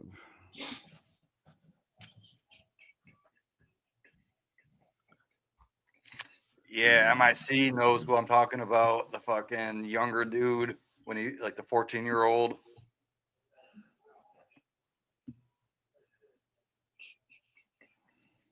Like, Earl Hickey, you got it wrong. And there's a booger on your paper. Oh yeah, Sacha Baron Cohen in Talladega Nights. Yeah, I remember. Yeah, he played the older version of the dude I'm talking about.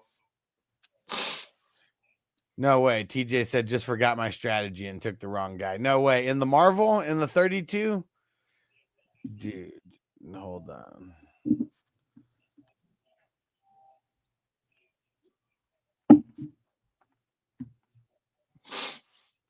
I took Jacoby Myers. Dude, and it's Minnesota Mike who's on the clock. Rough.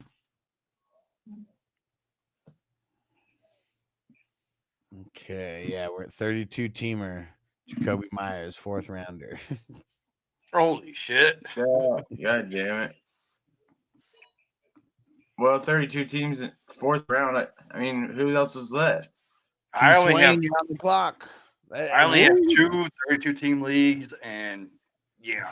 Dude, Toyota One, we are going to get to draft tonight. Maybe. T. Swain, you're on the clock. Let's see. Hopefully he's hearing. So I'm good with the pick. Okay. 2 mules and a cart. He said, I may be too old for you guys, but my favorite movie to watch while high is Mediterranean. Mediterranean. What the hell is Mediterranean, man?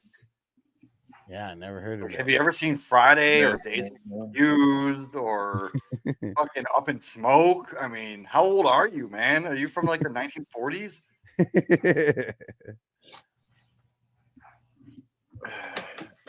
All right, let's see if we Seriously, can throw it in the chat because I want to know. Probably right around 55. TJ, tell K-Faz that his turn's coming up. Be fucking awesome if I can get to my pick tonight.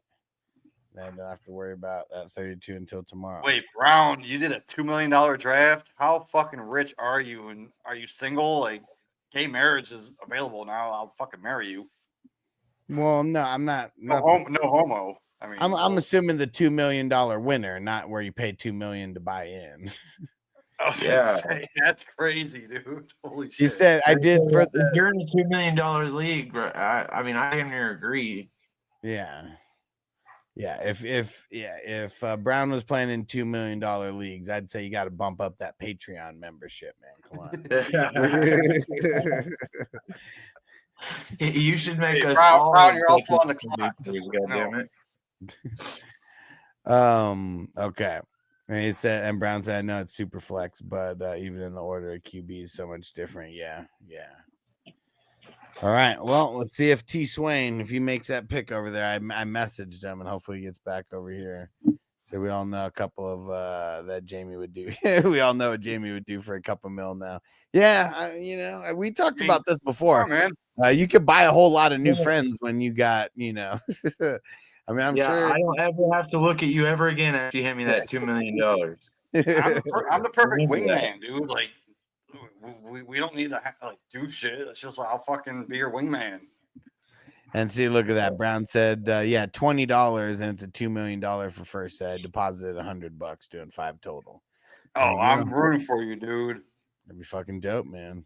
And you better come back after you win those $2 million. Come back. He'd be hanging out more, man. Yeah, He better. wouldn't be working anymore. Hopefully not. Like, shit, man. Throw me at least $200. I'll be happy. That's like a penny. Somebody's throwing another super chat so we can do another dab.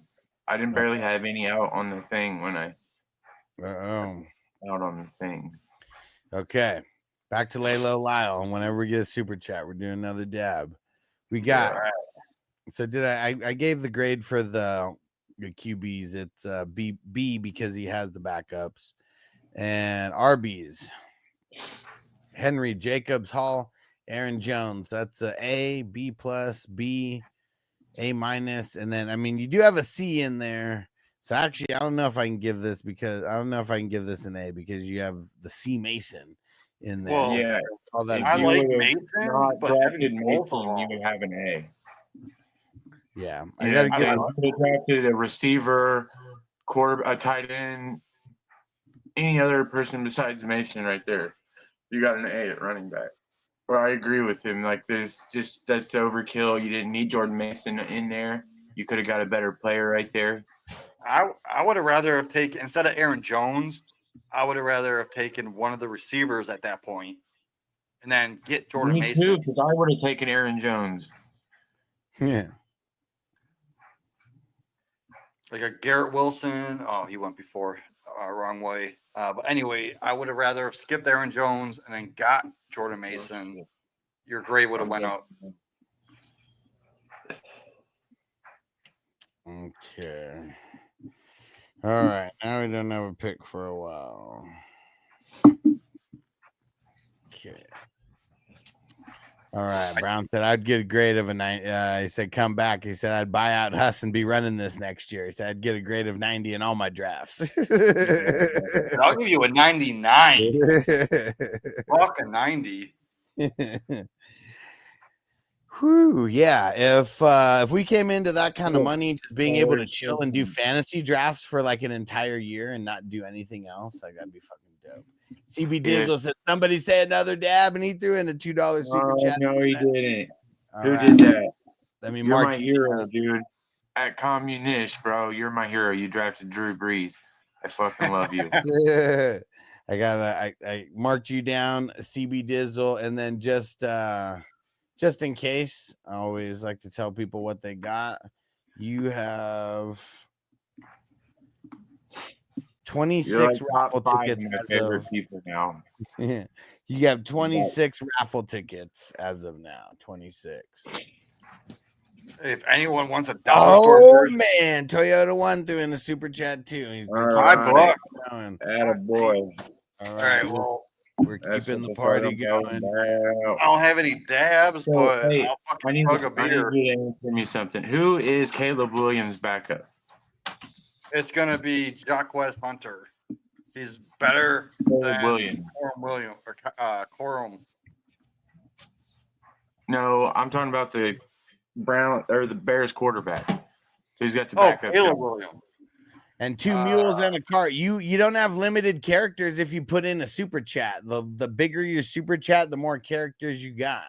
So you want to put a novel in there. You know, I mean, you might throw a couple $100 to get a novel in there, but yeah, the more money you throw down on a super chat, the more characters are allowed.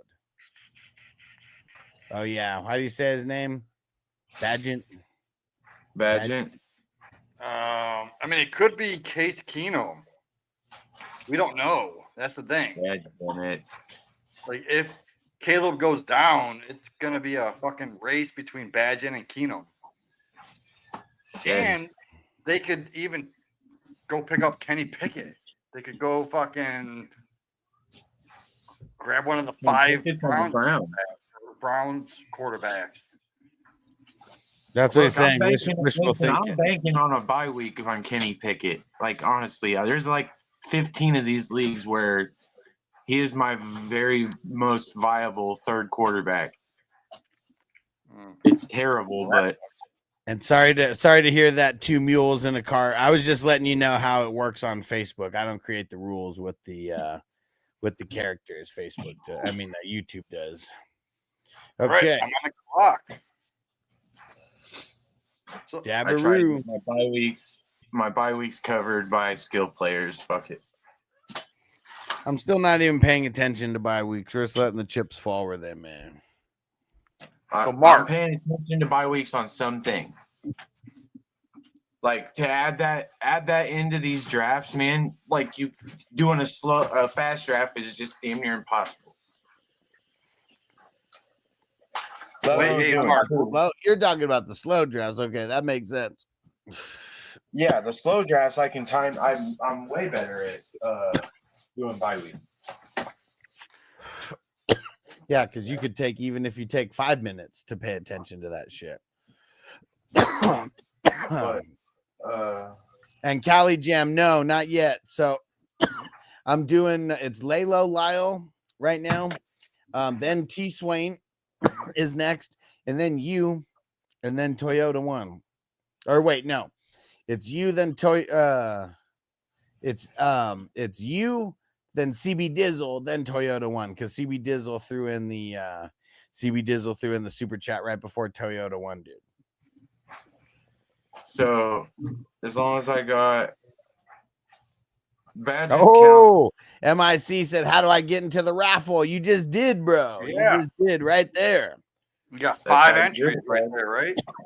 So I'm gonna mark you down. I'm gonna put your name as MIC unconscious, because that's what you are in sleeper. I'll just make it easier.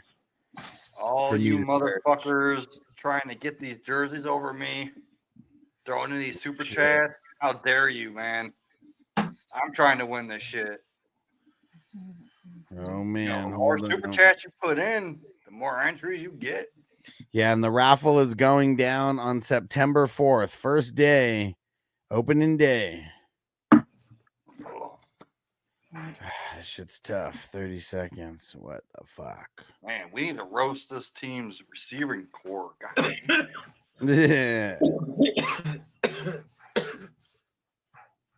All right. Fuck it. And then. All right. There we go.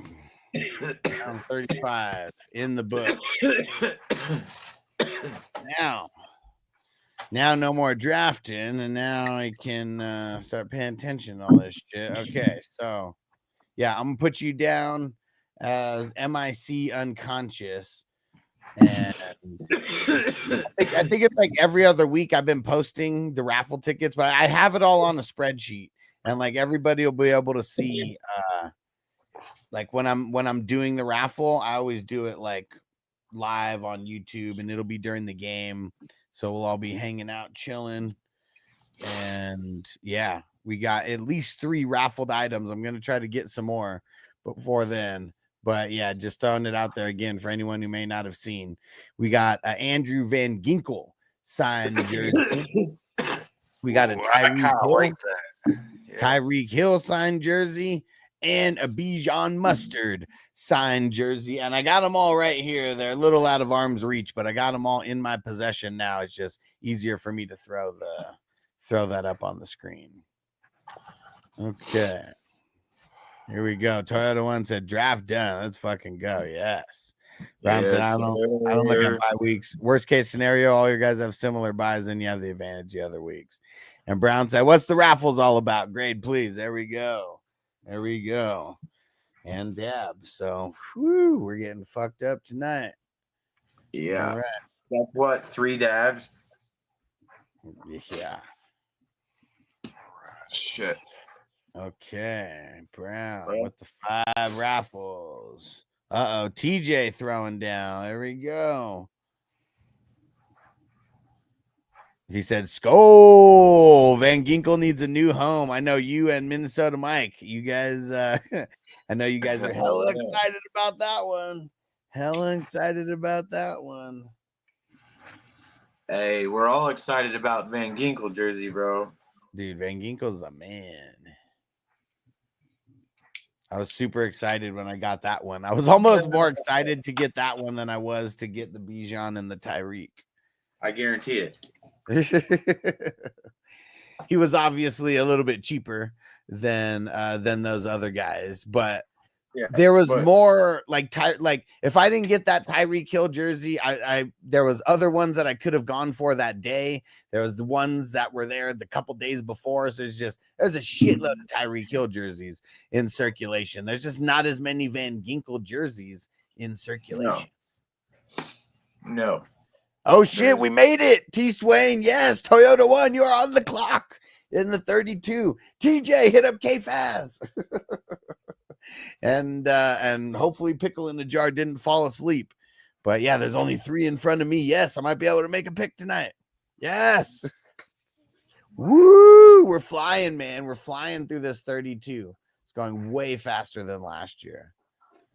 All right, come on. TJ, please tell me K-Faz isn't asleep. I don't know how early you guys got to wake up for work. I know we're all old. And we took Gino. Good pick, man. Good pick. I was very strategic with my strategy in round 3, almost knowing a very good idea of what my pick would be in round 4. But let's see if it actually works out or not, because there's only one person that could snipe me right now. All right. Yes. Okay. So we got another dab coming, and we got more on Laylo Lyle. So it was a B+ for the RBs. Wide receivers: Ridley, Reed, and Coleman. Dude, Coleman in the starting lineup? Yuck. I know that's gross. Ridley and Reed. I mean, Reed as your number 2 kind of sucks. Dude, Reed's is number 2, and that does suck. It really does. I want Ridley as my number 2. I want Ridley as my number 3 or 4. Yeah. I mean, in a perfect world, but I mean, you just got to look at the strategy that he deployed here. I mean, you're not getting him that early. I feel like with the strategy that he deployed, Ridley is good. I mean, you pick him as your first wide receiver in the 8th round. I just don't like the fact that you took a bench player over your wide receiver 1. Yeah, but that happens too often in this tournament because QBs just go like crazy. So, and I just don't think it's gonna work out. The champion last year, it did. Really? Okay. Yep. Yeah, the champion squad last year was 3 running backs, 3 quarterbacks, and 3 receivers in the top 9.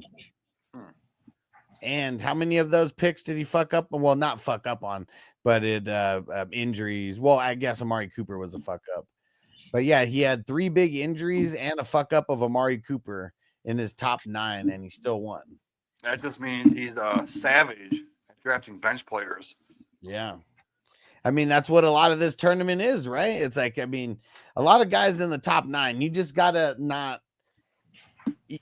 I don't know. You have to have enough to where at least 2 of your running backs survive, like, and go all the way and be like legit. You got to have enough to where you got at least 2 wide receivers that like are legit enough, Yeah, he lost Dak, CMC, and Rice and Cooper shit the bed. Those were the 4. Damn. But that's like good motivation, right? Because like it shows that you don't have to be a pussy. You just have to have a complete draft, because like last year CMC was the guy. You got him at like the 4th pick. And yeah, didn't work out so well for that pick. But I will tell you that when he got that 5,000, well, I guess it was more than 5,000 because he hit the top 2 spots. And I'll tell you, he didn't care about drafting CMC in the first round because it still all worked out for him. Toyota One said, me too. I went for the skill position first because all the others had the QBs. Yeah, you were in a perfect position because nobody could snipe you on the QB with any of their 2 picks in a row. There was 2 people who could snipe me, so I had to live a little bit dangerously. And I don't think Pickle in a Jar, I don't know if he's watching right now, but he's the only other guy who could snipe me. So we'll see how it goes. But I think there's people who are already talking about, just waiting on QB because once someone has a QB, they can't pick another one, like they really can't. So, it gets to a point where it's like, if you're okay taking one of those bottom, 8 guys or whatever, like you could just wait. I think I'm going to get a guy who's a little bit better than the bottom 8. Hopefully, fingers crossed. If I don't get him though, I am just going to wait. Because there's still some decent skill spots. We're not in the, we're definitely,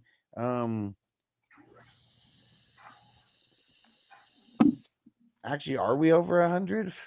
Yeah, we are over 100 now. Just barely. We just barely cracked the top 100. K-Faz, come on. Please. Please pick so I can pick tonight. Yeah, TJ said Myers in the 4th and the 32. He said mid 8th in a 12-teamer. Yeah. Okay, I don't think we gave a grade on the wide receivers. Yeah, I'm pretty sure we're taking way too much time on this one team. We are. It's because we're talking and all the super chats and everything that came in. So. Yeah, I can barely keep my eyes open. It's a fucking time. Smoke weed every day. Smoke weed every day. Smoke weed every day. I'll smoke it with you, bro. We'll go to the loony bin together. I don't give a fuck. So, bro, I'm excited that that podcast you were talking about going. Oh yeah, get ready, Jamie. I'm not sure what we're gonna call it or when we're gonna start it, but it's probably gonna be some good therapy sessions, is what it's gonna be. But me and Mark, we're gonna have a podcast where we swap prison and county jail stories, and we kind of just we'll figure out how we're gonna, what kind of format we're gonna do. Like I said, I know that your stories are gonna be a little bit crazier than mine, but I think for people who are just interested in kind of like what like behind bars, I know I'll have a lot of stories that will be able to help with that kind of I mean, I got 6 years of content, you know what I'm saying?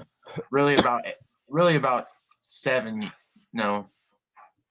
9 years, because I've got a lot of county jail time too, and a lot of juvenile time. So, like, I've probably got about 9 years total in it. Close. So we're gonna figure out how we're gonna like structure this and like something to keep to like, I like that, man. It gives you something else besides football to talk about. And let's say one of your listeners are going to be in prison for like a couple years, they can take your advice on how to survive and what not to do, what to do. Yeah. And, Is like, I so need I've been listening to a lot of I need Ian people Vick. to understand something. If I'm gonna prepare them for anything, is if any do not do as I do, do I as I say. TJ. For the love of God, because I'm telling you, you can make your bit a lot fucking easier than I did. You know what I mean? Like you can Exactly. stay all the way out of the way, stay away from the dumb people and the dumb shit. Yeah.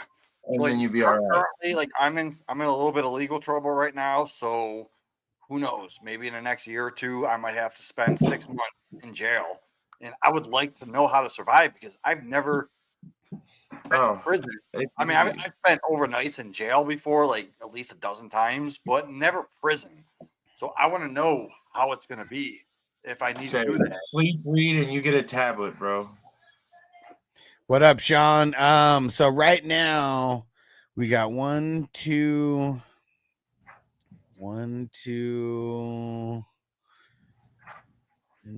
3, 4. Yeah, we can do these a little bit quicker. 6. Yeah, we're gonna have to. We're going on 2 hours right now. Yeah, we're gonna have to. So, because you're 7, so we're gonna have to run through this. But yeah, that's a podcast. I will roast you out of you, firecracker. And Rohit, what up? He said, I finished my draft. I can officially say my lineup is Dak, Henry, CMC, Tay, Pickens, Warren, Myers, benches, Igbuka, Kraft, Benson, Gwenendo, Lockett, Austin. Nice. Pretty solid. And hopefully KFAS picks, but yeah, I know we're all old and shit. And I know you guys are Central, so it's already after 10 o'clock. I know some people got to wake up hella early for work. Oh shit, the East Coast is already 11. It's only 11 o'clock here. Yeah, 11. Okay. I only require a few hours of sleep though, so I'm off tomorrow, so I can go all night. There we go. That's what she said. And so we're gonna speed through this. Here we go. So 5 fucking children. B minus for Lalo Lyles, wide receivers there, and IDP Sherwood, Henley, Benito, Luvu, Wilson. Wow, I like it. Yeah, I'm gonna say a B. I'm gonna say a B plus for his whole squad there. I am gonna give his wide receivers a C. There we go. Because I don't like Cole. Bench, Charbonnet, Palmer, Marks, Lambert, Fryermuth, Roman Wilson, Yoshivas. Yeah, definitely nothing bad, but I mean, not really any top heavy because you took all those IDPs there, so you didn't really even get your second bench player till the 20th round. So I'm gonna say C plus. Yeah. So I can get down with that. A B. 76. Let's see. So a B plus, a B minus, B plus, and a C plus. So that is up 3, down.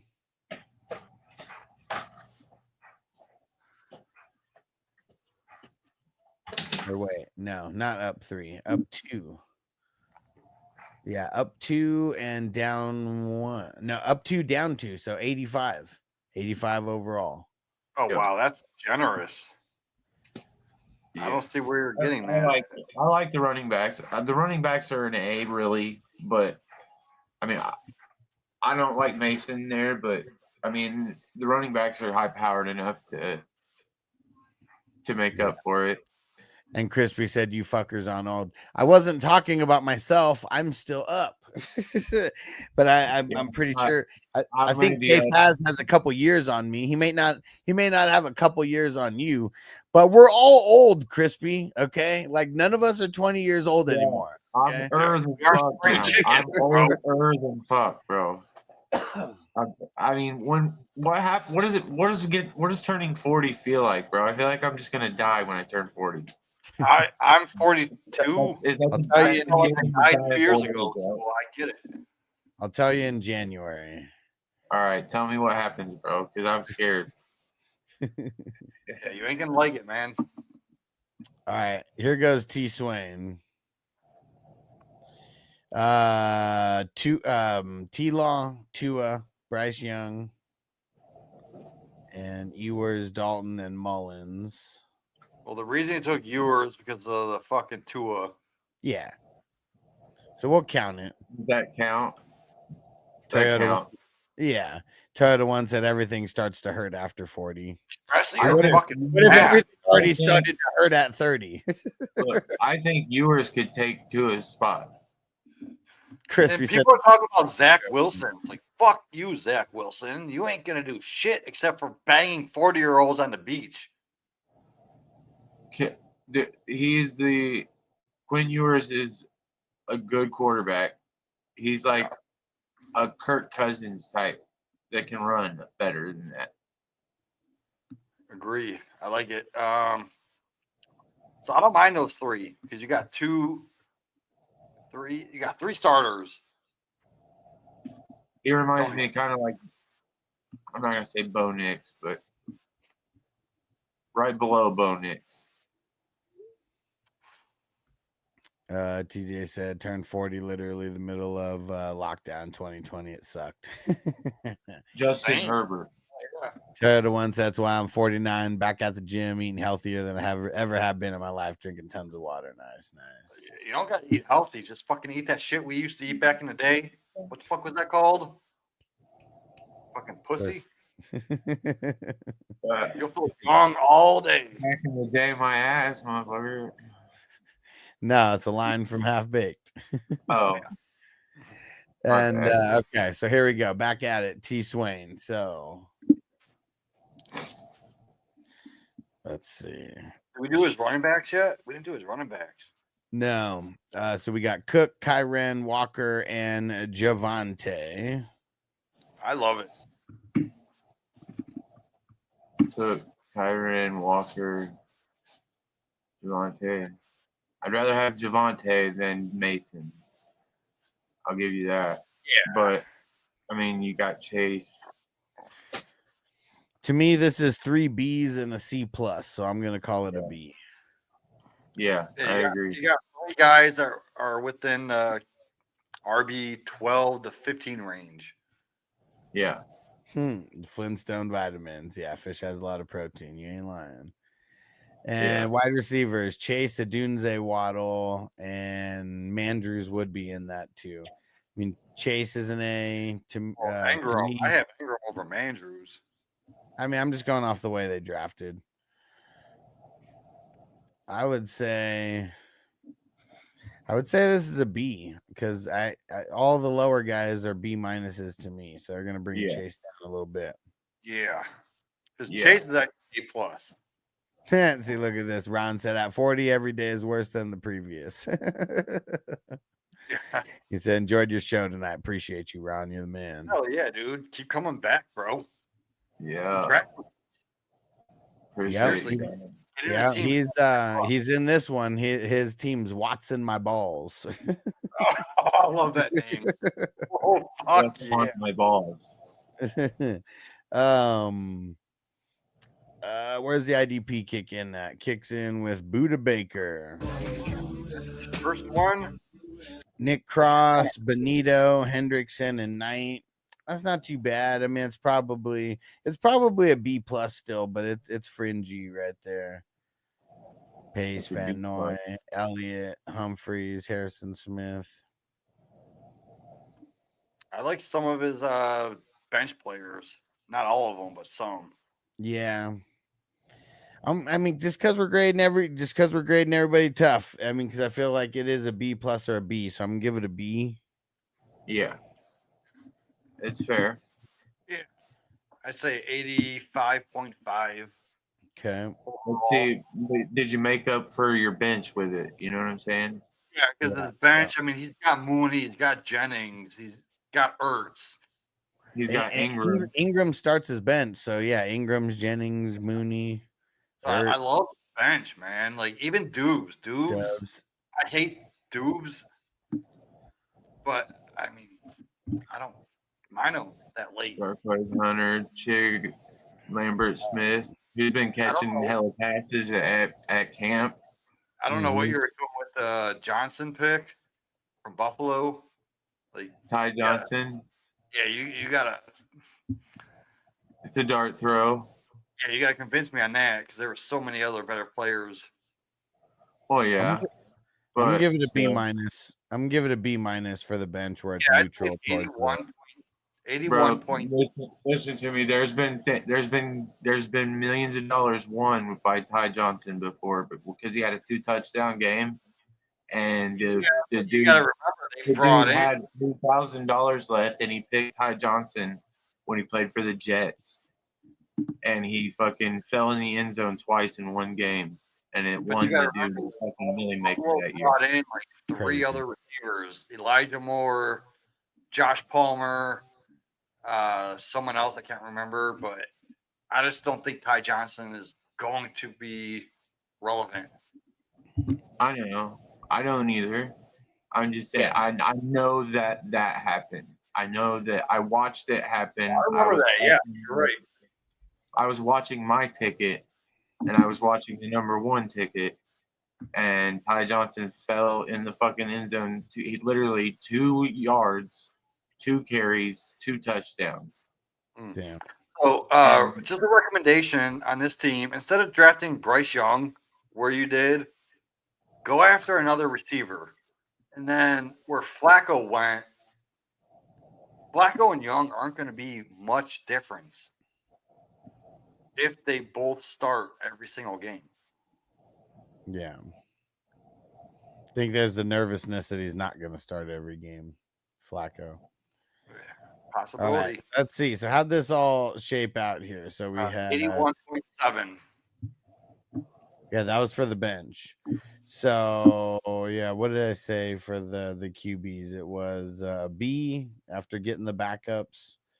It was a B for the RBs, a B for the wide receivers, B for the IDP, and then a B minus for the bench. So that's an 85 just all around. Oh, I don't mind that. 84.2. All right, let's see. Where's Cali Jam's team? That's who's up next. So Cali Jam, then CB Dizzle, then Toyota 1, then MIC if you want the grade, and then Brown, and then and then Fried Cracker. Where is Brown gets an A. Toyota 1 gets an A. Oh, there goes Cali Jam. There we go. Yuck, Fields and Stafford. I mean, it's not as bad as your QBs this morning, because this morning you just had Stafford and that was it. Got Jimmy G, got Tyrod. Well, hey, you got the Stafford backup. Yeah, see, I'm gonna say it's a B minus, because both those guys are B minuses to me right now. And then your score would go down because of only having 2, and then your score would go up for having the backup. So Hold on. I don't understand how you could put Fields as the same as Stafford, because Fields is the top 10 upside, and Stafford's floor is like QB 15. So I think you have to have. I mean, for the longest time, for me, Stafford was a B, but dealing with his back issues, I've lowered him to a B minus. Fields doesn't have the upside in. I mean, yeah, I guess in any format he could have the top 10 upside, but I mean, this isn't like the default scoring where Fields is going to have his extra, his extra advantage for being a rusher. Yeah, you're right. He does. I mean, every QB has an extra advantage for being a rusher, but it's not the same as because in this one you get 15. It's 15 yards for every point passing. Way smaller. Difference. Oh shit. Oh, multiverse pick. Pickle in a jar. If he picks, then I'm on the clock. But yeah, so that's why I have Fields as a agree. B. That's why I have Fields as a B- instead of a B. If I it would was- still put him as a B. yeah, I hate Fields though. That's I do too. Just that upside, you don't know. Could be I top like 5, Fields. could be bottom 20. I won't draft him, but I like him as a. I hope he lands somewhere good. Next year, yeah. I wish What the San hell? Francisco would have just fucking drafted him, bro. If they would have Who? just drafted him, they'd have a Super Bowl right now. Kelly Jam, let's do your running backs. Is that what's next? Yep. CMC, Bucky, and Connor. B+, B+, B. I'm calling it. Yeah. B. I like That it. would be a B plus, right? I agree. I'm gonna call it. I mean, I think CMC was a little too early. I don't. I'd rather have Lamar Oh, wait, Jackson. no, yeah, I should have been able to get CMC. Goddamn it. Yeah, so, but I do like the pick. So, B. Got to be a B.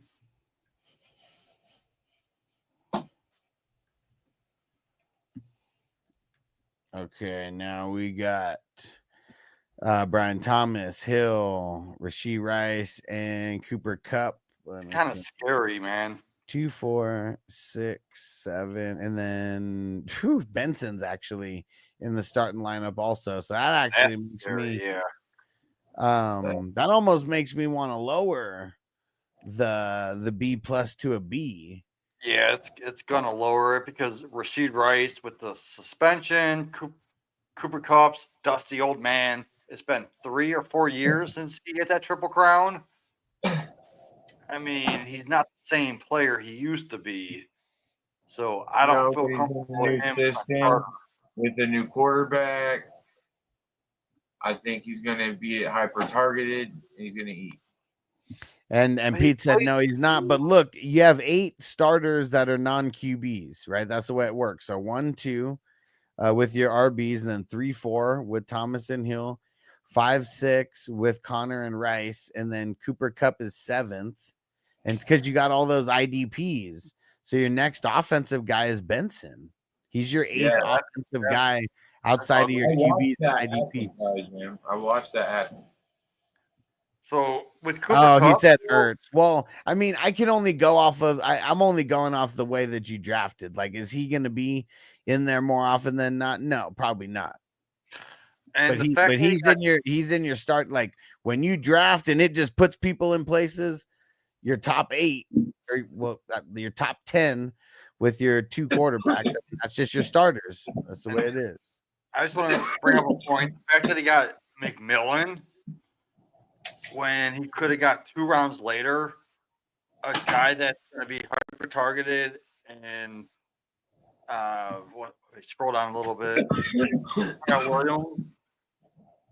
Kyle Williams is going to be the number 2 target, but you took McMillan, who's going to be the number 5 target in a Tampa Bay offense. I'd rather have the number 2 target over the number 5 target in an offense.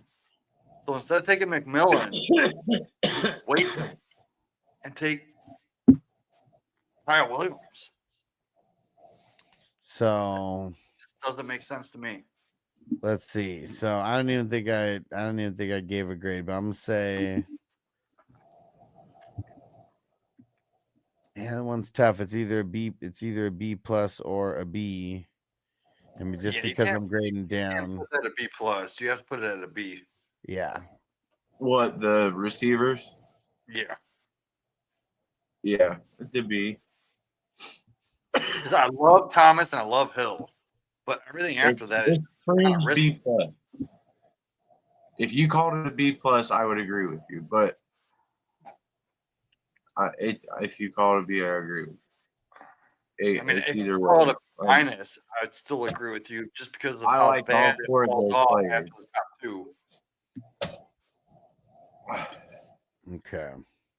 It said There's some McMillan. teams where I would be glad to have starting 4 over, yeah. receivers on the same team. Where I punted receiver and got screwed. Yeah, even if it was McMillan who's starting, I mean, McMillan would still be like, I mean, But he's starting as the if fourth. if Godwin misses, then maybe he's like a C plus. Oh. If Godwin's playing, then maybe he's like a C or a C minus. So check this out. I think. I want you to grade. I think it's to the point where we can do it. I do love the IDP. Franklin, Vaughn, Ellis, Brooks. God damn, that's sexy. All right, got to make my pick, and I went to we're living dangerously, but got my QB. And all right. IDP. Franklin, Bond, Ellis, Brooks, and Hutchinson. That's fire. Yeah. 100%. Cooper. 8. I give it an 8. Taylor, Zach Allen, Chubb, Leonard Williams.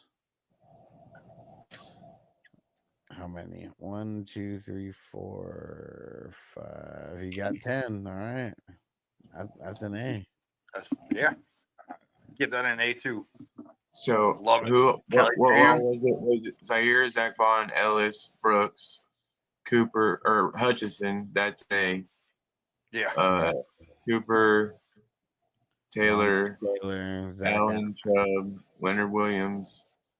Look, the bench ain't. I don't like the bench as much, but the starters are fucking Cali fire. Jam, bro. You did it. You did it, dog. You did I your love thing. your IDP, bro. Down. The way she like it, bro. You hit it. I love your because all those bench players, all those bench players to me are like B plus guys. Yeah. And yeah, you would have started drafting more players than that. Probably would have been less than B plus guys. Yeah. I even love his bench that's not IDP. You scroll down, like TJ, you shut your damn mouth. If you're being sarcastic about Tua. He's gonna lead me to the promised land 2 years in a row in that league somehow. Bench. McMillan, Guadendo, Royals, Jonnu, Ertz. oh, dude, that's Dylan, bad. Fanning, Mitchell, Brooks, Taysom.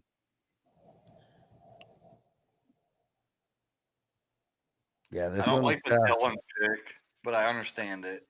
I'm gonna say yeah, I'm gonna say B minus. I think it's just enough to get there. I mean, Ertz and Jonnu is on his bench. Those could be flexes any week. So I'm gonna say B, 85.2.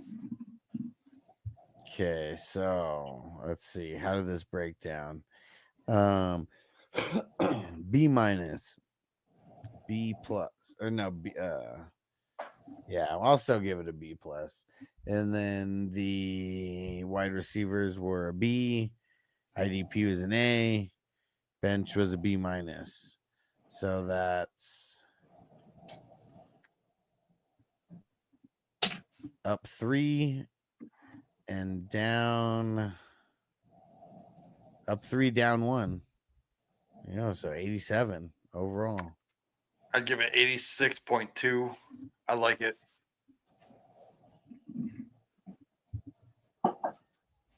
Nice. That's fire ass IDP, bro. You killed it. I know that IDP brought that shit up.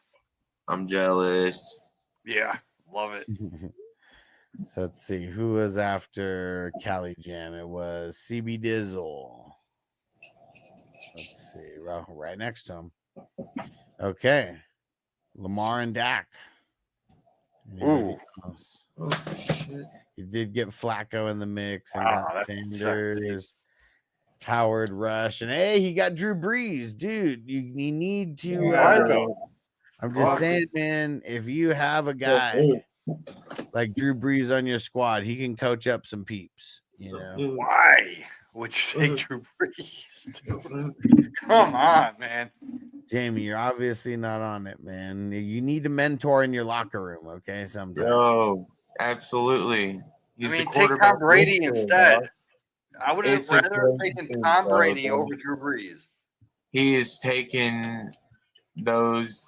He's getting one of the best to ever sling the football You know what's on funny? the team to talk to the other ones just to fucking teach them how to throw the ball better. You know what I'm saying? Funny part is, Thanks, TJ. Cali Jam on the clock in the guillotine number 2. so the funny part is about this is he drafted Shador Sanders, and Shador Sanders is Drew Brees the way they play. So I love the fact that they have both players on their team, one retired, one a rookie. But the fact is, man, if you're going to go after Drew Brees, go after Tom Brady because that's the guy you want on your team. Yeah. How many Super Bowls has Drew Brees won compared to Tom Brady? Come on, guys.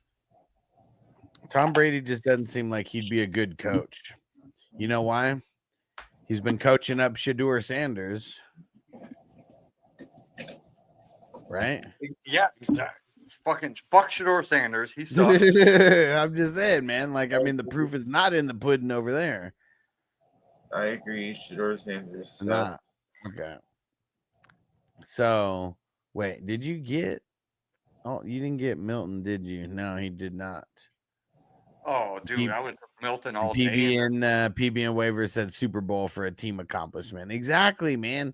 You can't teach people how to win Super Bowls. Okay, you got to teach people how to deal with adversity. I mean, I guess Tom Brady has had a little bit of that, but he's also been a cheater because of Bill Belichick. Deflategate. Toyota ones, and now Drew Brees is all fucked up from slinging the ball. Poor dude, man. He should be able to get like reconstructive surgery on his shoulder or something. Just like get a whole new shoulder. Sanders will be fine whether that's in Cleveland or not. Well, yeah, he's gonna be fine because like he comes from money. You know, like he's got options. You know, there's a lot of other people who don't got options. They gotta do good at football or they're gonna fail in life. Sanders is gonna be a superstar in the CFL. Maybe. Probably not. Put him in the XFL then. There we go. He's like a kid, bro. He's not built like a grown quarterback. Yeah, exactly. He's got the mentality of it, but the physicality isn't there. Let's see. What's his build? He acts like a child. 6'1", 212. Yeah. You just get killed out there, man. Yeah, you're gonna get murdered. Brown said, "Don't mind the Howard pick. I'd bother you, but the other might as well pick a random IDP." Yeah. If you're gonna be sick, you need to be about 235 to fucking survive. Honestly, So I this- like those dudes receivers. Yeah, let me see. So let's go through this real quick. So QB, it's a B plus, but then you lose points for not having the other starter in the top 10. I mean, until things will change when they officially say Joe Flacco is the starter, you know, and he also won't be drafted in, you know, where you drafted him when that happens either. So that's a B, and then Genty, Kamara, Montgomery, and Javante. So that's, I mean, even though you have to draft Genty high, like I still think of him as a B minus player. I know Jamie and Mark might think of him a little different, but I've been grading him the same way the whole time. You're not gonna give him. I'm not giving him nothing more than a B minus. Alex, I'm gonna send you a picture right now. I don't know if you could bring this up on the screen, but How many times have you watched me draft Ashton Genty? I don't know. None. Absolutely zero. And so that is, I think, B minus, B minus, then C plus. I'm gonna say a B minus total for those. And then wide receivers, man, this is tough. Hunter as your number 1, and then Tet as your number 2, Sutton, Olave. That's rough, man. To me, B minus, B minus, B, and B minus. So I think I'm calling that a B minus total. IDP, Micah Parsons.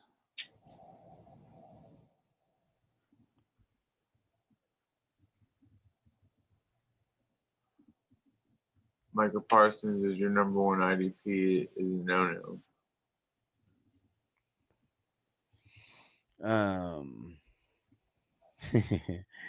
And Michael Parsons. No He didn't way. even finish in the top 100 IDPs last year. So Crosby, Bolton, Winfield, and Love.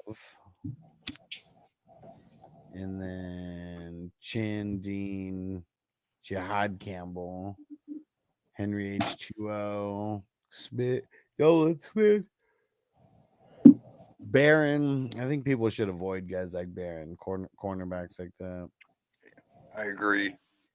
So many do you get? 1, 2, Cornerbacks 3, are not the defensive backs that you want. You want the safeties, bro. You want the tackling safeties. If you want interception upside, get one that gets interceptions. But make sure that you want the strong safety. Yeah, and I mean, I'm not even really gonna nitpick Parsons being taken that early. I mean, it's whatever. He's not horrible, but you could have picked other. You could have picked other guys who would have been better. Yeah. I'm gonna say it's either a B or a B minus, and I think I'm gonna give it a B minus. A B. I agree with the B minus. I don't think it should hurt his grade. No, I mean I'm not. I mean it's more like guys like Barron, Henry H2O. I mean those guys are more guys that I like feel are like why I'm bringing it down. Jihad Campbell, Kobe Dean,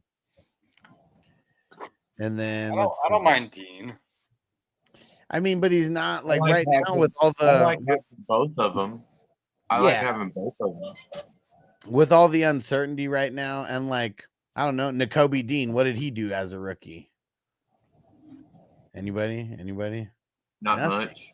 Nothing. So that's what I'm saying. Like, I mean, if we're thinking that Jihad Campbell is going to come in and be what Nakobe Dean was in year 2, you know, I don't know. It's like Nakobe Dean was dope as fuck coming out out of college also. But it's like rookies don't really hit the Him scene and like Zach that. Bond. Killing it. Him and Zach Bond are fucking monsters together, bro. Yeah. And look at Zach Bond, another example. He's in like fucking year 6 or something like that. Like he's a fucking year 6 year breakout. And Pete said Campbell's way better. He may be, but like being a linebacker isn't just about how talented you are, because everything changes from the NFL to or from college to the NFL. So even as good as he is, like tell me any rookie, like any rookie linebacker who is an inside linebacker who came in and was like automatically just like a top 15 guy, top 20 guy, something like that. That's kind of how we're like drafting these guys right now. Luke Kuechly, maybe. Yeah, maybe. And he's like when everybody breaks down, like they're like ideal linebacker. When everybody breaks down their ideal linebacker, if one of the categories is IQ, everybody says Luke Kuechly for IQ because that's how smart he is at the position. We'll see what happens. Luke Kuechly was a tactician, bro. He was a tackling monster. I mean, Brian Urlacher. Yeah. But that was like way back in the day. Yeah. But still. Edgerrin Cooper wasn't far off. He's good. I mean, he's really good.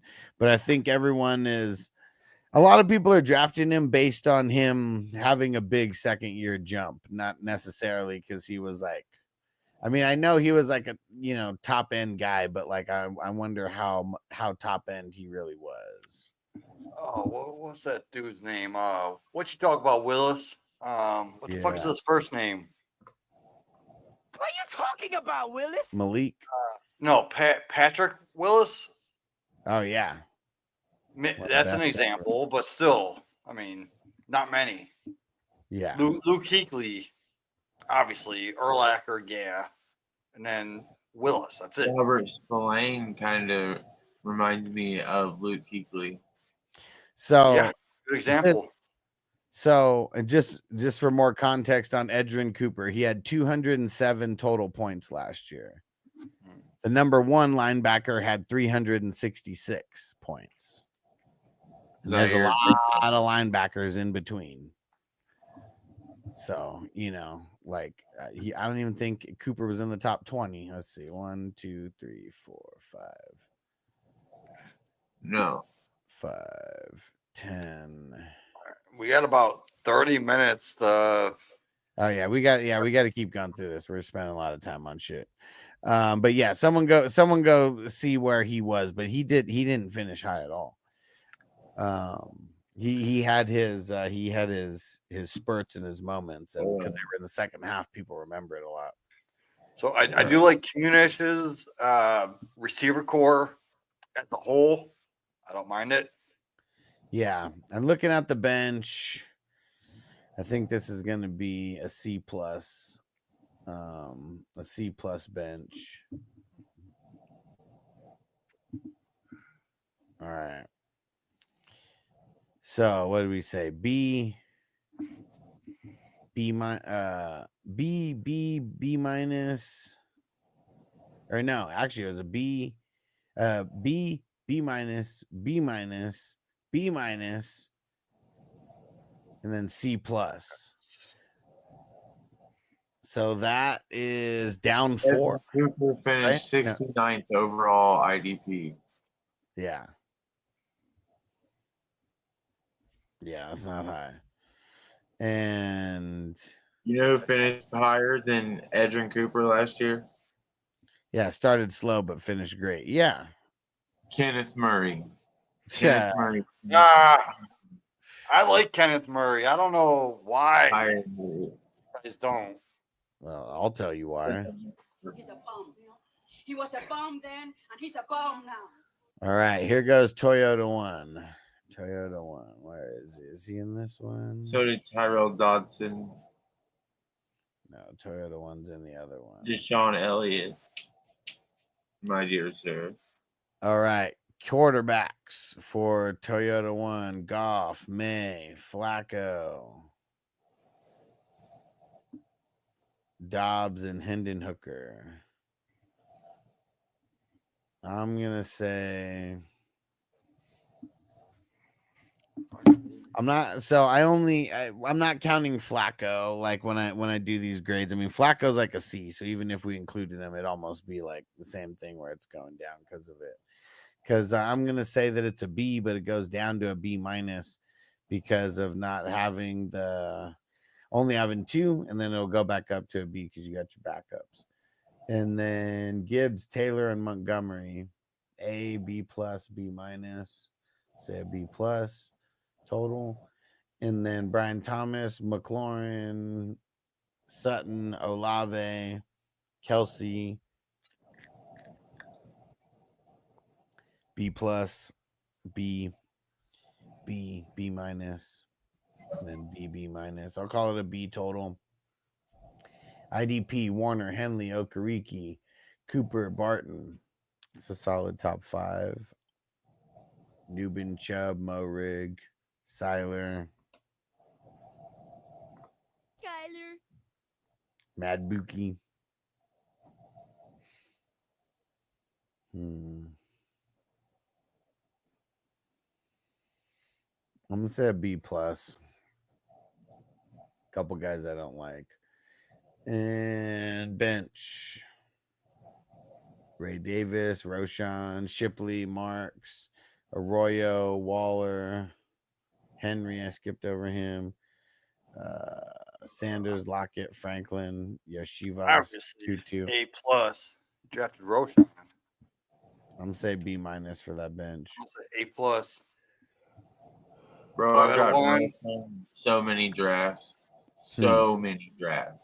You got Taylor, you got Gibbs, you got Brian Thomas. Those are all first-round picks, in my opinion. And you got Roshan, Montgomery, Sutton, MIC, you still with us? Yeah, you threw in the super chat a little bit ago. Do you want to grade? If we don't hear from MIC, Brown's going to be. I'm giving Toyota an A plus on this draft. There we go. Not playing around. Let's see. For me, it's going to be, let's see, a B, B plus, B, did I say B plus for IDP? Pretty sure. B plus for IDP. And then B minus for the bench. So that is up two, down none. So 87 for me. Yeah. Okay. And we'll go with Brown. Unless we hear from MIC. Oh, wait. Brown's not in this one, huh? It's in the other one.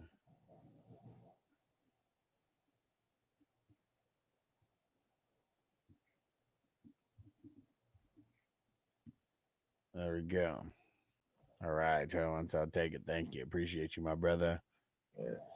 And dang it, CB Dizzle said Parsons and Crosby were auto picks, unfortunately. Okay. Yeah, shit happens. Shit happens, bro. Shit happens, dog. Okay, Brown. Stroud, Tua, Richardson. Yuck with Richardson. He did get Danny Pesos, though. Smart. Kind of yuck with Tua, right? I don't know, man. I mean, I think there's a lot of people who are always going to find reasons to hate on Tua, but when he's not El Concusto, he's doing all right. They got a good offense. He's got good pieces around him.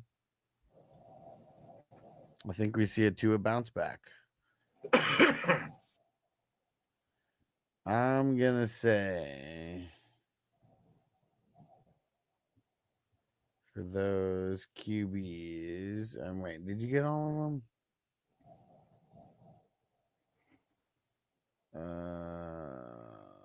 No, he did not get all of them. Okay.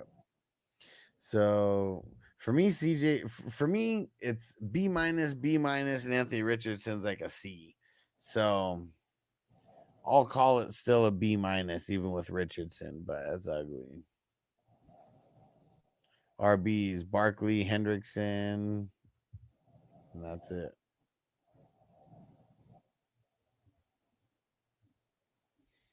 I think I'm going to say that it's a B, but then you only have 2, so it's going to drop it down to a B minus.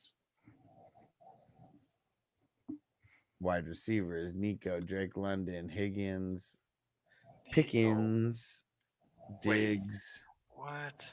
And Downs. Fucking A+, dude, on these receivers. Yeah. Holy shit, A+. Nico Collins, Drake London, T. Higgins, George Pickens. I mean, Nico A, London A, Higgins B+, Pickens B, Diggs B, Downs B, Diggs B, Downs B. Oh, that's a fucking team name. Diggs B, Down B. That's a fucking team name. Those are dynasty. And here, and dude, I got to go drain the main vein. Can you, Jamie and Mark, can you grade Brown while I go do that? Yeah, I'm gonna say Brown, dude. You have a fucking A+ on Barkley, A+ on Collins, because let's take the quarterbacks out of this. If you were drafting a single quarterback league, Barkley and Nico are both top 10 picks. London is the ultimate sleeper in the second round. 35% target share, 40% of the air yards when Penix played. This dude's going to end up as a top 5 because you don't see top 5 picks unless they get a 35% target share. The only top 5 picks at receiver are 35% target shares, and that is London. And you're getting him in the second round, but you got him in the third here. I know you sacrificed your quarterbacks, but having that is freaking elite. So I'm going to give those top 3 picks an A+. Brown, A+ for those top 3 picks. What do you think about that, man? Mark?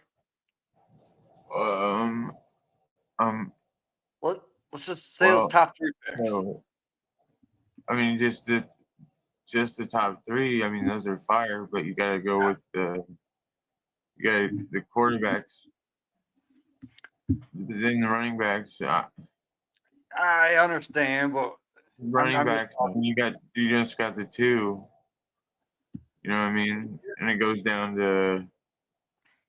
But if you look at all these 12 teams with just the top 3 picks, I have to say, Brown, you have the best top 3. Yeah. Well, maybe. I know Henderson's a little sketchy because they still got Stevenson and those receivers a lot higher. Like I probably would have went a different route than Henderson. You got a value on Stroud. Higgins is still even Higgins. Getting him 3 rounds later than London in a single quarterback league. Higgins goes 3 picks later than London, which is insane. Like people are reaching on Higgins, but in this draft, you got him at such a value. I have to put that up. So I'm going to give you an A on your receivers. Yeah, I give you. I mean, I feel like the receivers are A worthy. Like obviously Barkley's an A+. Henderson's a B. So that hurts a little. Henderson's a B-. Or no. Henderson's a C+. Is he a C+ to you? I'd say he was like more like a 83, 84. I mean, dude's a beast, man. Especially in PPR. He's going to be behind Ramondre Stevenson. No, he's not. He's going to be in front of Ramondre. Ramondre's the backup. No, he's not. Okay, we'll talk about this in January. I know for a fact Henderson is going to outscore. He might get in there, but he's not going to start out the season as the running back in New England. I don't know, man. I just love the offense that he's in. I just think he's going to blow up. People are sleeping on him. I don't like taking him in the 4th round here. I would not take him in the 4th. I would take Higgins over Henderson. But the fact that you got Higgins 2 rounds later, so switch those picks, I would like it more. You did reach on Henderson. I don't like where you got him there. But I still see a scenario where he still is the best running back in that backfield. All right. I'm back. How far did we get? You guys get through the grade on them? We're just arguing on running backs. Oh, okay. All right. And Crispy said Jamie's in dynasty grade mode. Well, no, if I was in dynasty grade mode, I would grade Henderson higher. But the fact that it's a redraft, I don't like where he took him in the 4th. So you're still on running backs. So I left and you were on running backs, and I came back. You're still on running backs. Is that what you're saying? Dude, I'm also on my 5th beer. Receiver. I don't know what happened. It went off the rails. Okay. All right. Well, let's go with. So we got Brown, and we got fried cracker, and then we'll do Marks, and we're getting out of here. They said Crispy said we're talking about best ball, talking about practice. Okay, practice. And okay, so for me, B- for the quarterbacks. I'm gonna say Henderson's a C+ for me. So I'm gonna say B, and then it drops down to a B- because of the no depth. And then you said A. I'm gonna say a B+ for those wide receivers. That is a lot of good ones, but I'm gonna say B+. IDP. Not reading them off, just looking at all of them. I'm going to grade them. I'm going to say that is, I'm going to say a B for that. And bench starts at Ray Davis, Ford, Hill, Kraft, Kirk, Tillman, Shipley, Hunter, I think I'm gonna have to call that. Man, it's close. I'm gonna have to call that a C plus for that. It's close, but it's right there. So B minus, B minus, B plus, B, and C plus. So that's up 1 and down 3. Up 1, down 3, 83. There you go. A little different this time. And Fried Cracker, you still in there? Throw in the chat. Quarterbacks, Baker and Darnold, Russ Wilson, Milton, Ewers. You got Tyler Shuck as my third quarterback in one league. That's leaps and bounds better than what I've been doing. I'm gonna call this a B minus for the quarterbacks. We're gonna say running backs, Taylor, That's Harvey. interesting. What? Because they were both taken 1 and 2 in a rookie draft. What's going on? What are you saying? So I just want to, you don't got to grade my, well, yeah, I'll let you grade my team. I want to grade this. If you're okay not doing a grade, that'd be cool too. I'm just getting tired. All right, that's fine. Yeah. I just want to read off this roster though that I got on this. Well, let me get through Fried Cracker first. Let me get through his first, and then you can read that off at the end. Okay. So yeah, B minus for those QBs, Taylor, Harvey, and Stevenson. I mean that's a B plus, B minus, B minus. I'm gonna call that a B. It's tough though. And then Lamb, McBride, JSN, DJ Moore, Judy. That would be it. So A, B plus, B plus, B, B, and say a B plus. IDP, Okereke, Van Ginkel, Queen, Knight, Barton, Rosboom, Schlesinger, Lake, Christian Ellis, Bland, Wallace. I'll say a B for that. And bench, Ricky P, Warren, Waller, Kyle Williams, Tisla, Smith, Naylor, dang pick Naylor, hell early. Renfro, Noah Gray, Little Bro ETN, Sanders. I'm gonna say a C plus for that also.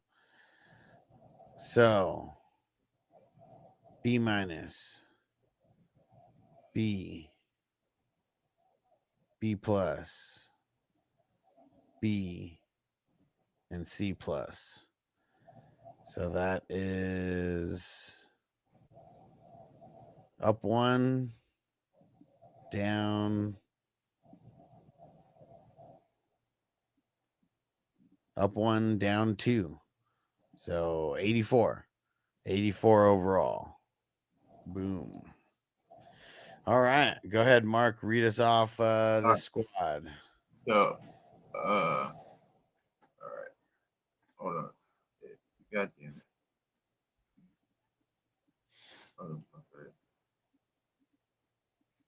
It is.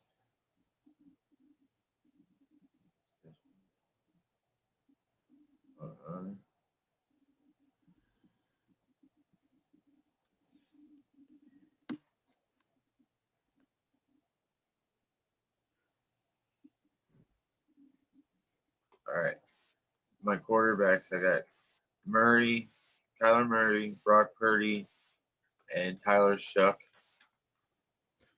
And then my running backs, I got Jahmyr Gibbs, Derrick Henry, Aaron Jones, Travis Etienne, and then my receivers, I got Puka Nacua, Rashee Rice, Deebo Samuel, Jaden Reed, and then I got Diggs on the bench. That's my start on that. That's solid.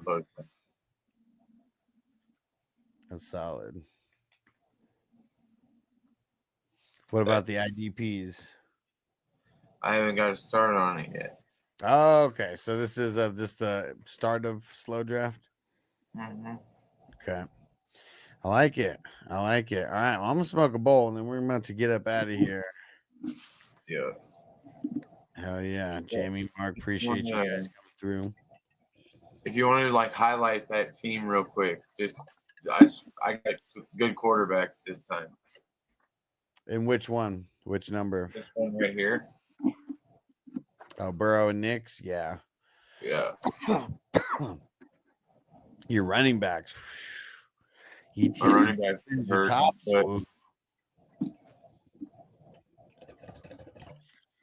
They're salvageable. But look at my receivers though. Yeah, I'm gonna be honest with you, dude. You got Burrow and Knicks. You got Jefferson and McConkey. A plus, A plus, A plus, A plus. How the fuck did you get all those guys? ETN and Mixon. I know it's not sexy, but it can work out to where both those guys are top 15 running backs. Then you got Adams even later. Holy shit. That's a fucking A plus at that value. Metcalf A plus. Godwin A plus. Debo, I'm not a fan of Debo. Bro, he's the number one target because Scary Terry wants out of Washington, bro. The fact that Debo's going to be the number one target. Receiver in the past 5 years that has asked for a trade has not been traded. So Scary Terry isn't going anywhere.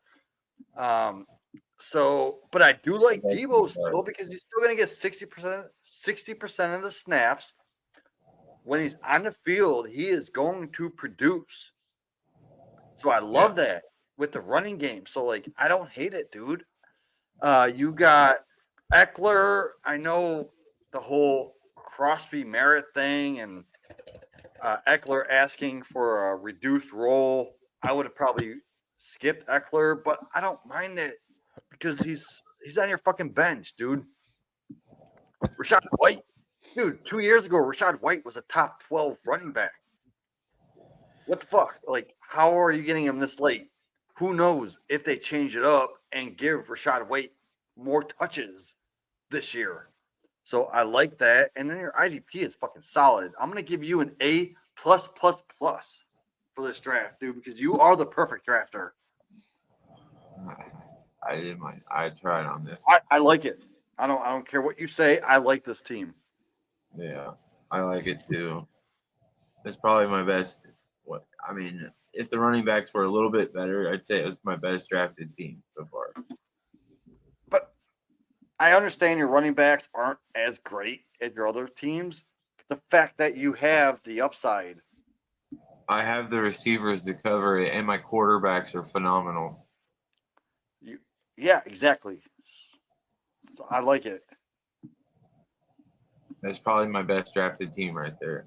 Like, that's my most balanced best drafted team right there. This is a top 5 team in this whole tournament. Congratulations on your thousands of dollars that you're going to win. So anyone else join this draft, you better come hard because you got to beat fucking Mark in this perfect axe draft.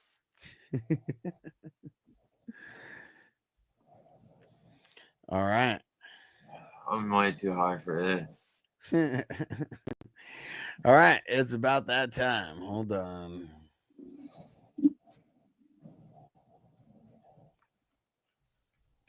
Yeah.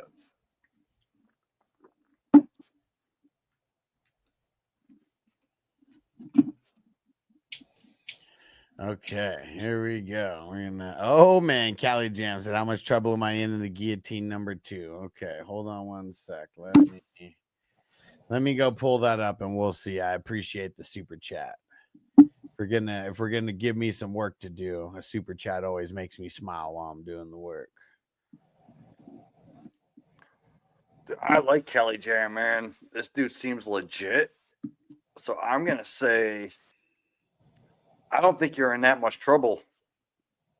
Well, let's look at his team before you decide, because that's what. Is this Dynasty? No, this is a redraft, but it's an 18-teamer that we're drafting in. Ooh, 18-teamer. It's a guillotine league. And so he's got A-Chain, Chase Brown, McBride, Baker Mayfield, Joe Mixon, and Chris Godwin as his number 1 wide receiver. That's why he was asking, is he in trouble in the number 2? I think you're in a little bit of trouble because I don't like the A-Chain pick. Said McBride was an auto. Okay, that's what it is. Brown said, see you guys next year. He said, end the goddamn tournament. Mark wins. We'll see you guys next year. So I'm going to be honest with you. I know Chase Brown is this guy that's like, oh, he should be a second-round pick. I'd rather have Jonathan Taylor over Chase Brown. I know Jacobs was taken before you. Still insane that so much sexier if you had Josh Jacobs instead of Chase Brown. Still insane to me that those guys were even second rounders here. In an 18-team league, yes, that is insane. Crispy said, I'm shocked you guys didn't give Tony an A+, Jamie. Man, fuck Tony. B+. D+. I don't think you're screwed, but this is one of those teams that, assuming you're not the lowest scorer week 1, you better be ready to spend some of that dough to make sure that you better lock down some top end talent and receiver. You know what I'm saying? Like, be smart with your money in guillotine leagues. That is the only thing. That is the way to win those things. I love fucking guillotine leagues. There's strategy to it. It's like an art form. If you can master it, you know what I'm saying? Draft well, spend money wisely. So I recommend if you win week 1 and you go into the second round, You don't have to win week 1. Just don't. No, I'm saying, like, don't get eliminated. So, like, I recommend going after the receiver, the best receiver on the eliminated team, because you need a receiver on this team. Everybody will be doing that. You just got to be ready. You got to be ready to spend. That's for sure. Because, like, if you want the top end guys early, you got to spend for them. I would spend at least, like, what, 25% of your fab on a guy. It depends on what wide receiver that is. It depends on what wide receivers are going out. If it ain't Jamar Chase or Justin Jefferson or possibly CeeDee Lamb, I'm not, or maybe Puka Nacua or St. Brown. I'm not. This keeps getting higher and higher because we're all in the same boat. Everybody's going to be very thin. You know, like you catch any injuries, you're even thinner. I do like the fact that he has Baker Mayfield in the 4th. There's no player limits in the guillotine, Ghost Monkey. That is only the 32. That's it. All right. Let's get up out of here. I appreciate everybody in the chat rocking with Jamie, Mark. You guys are the man. You guys are the shit. Thanks for you're coming. The shit, dude. 420 for life, bro. Justin Pickle in a Jar, our executive producer. Salute. Salute to all the producers out there. We appreciate you. Co-producers, salute. We appreciate you. Associate producers, we appreciate you. That's my name right there. Epic supporters, salute. Awesome supporters, salute. Yes, all right. And we will see you guys tomorrow.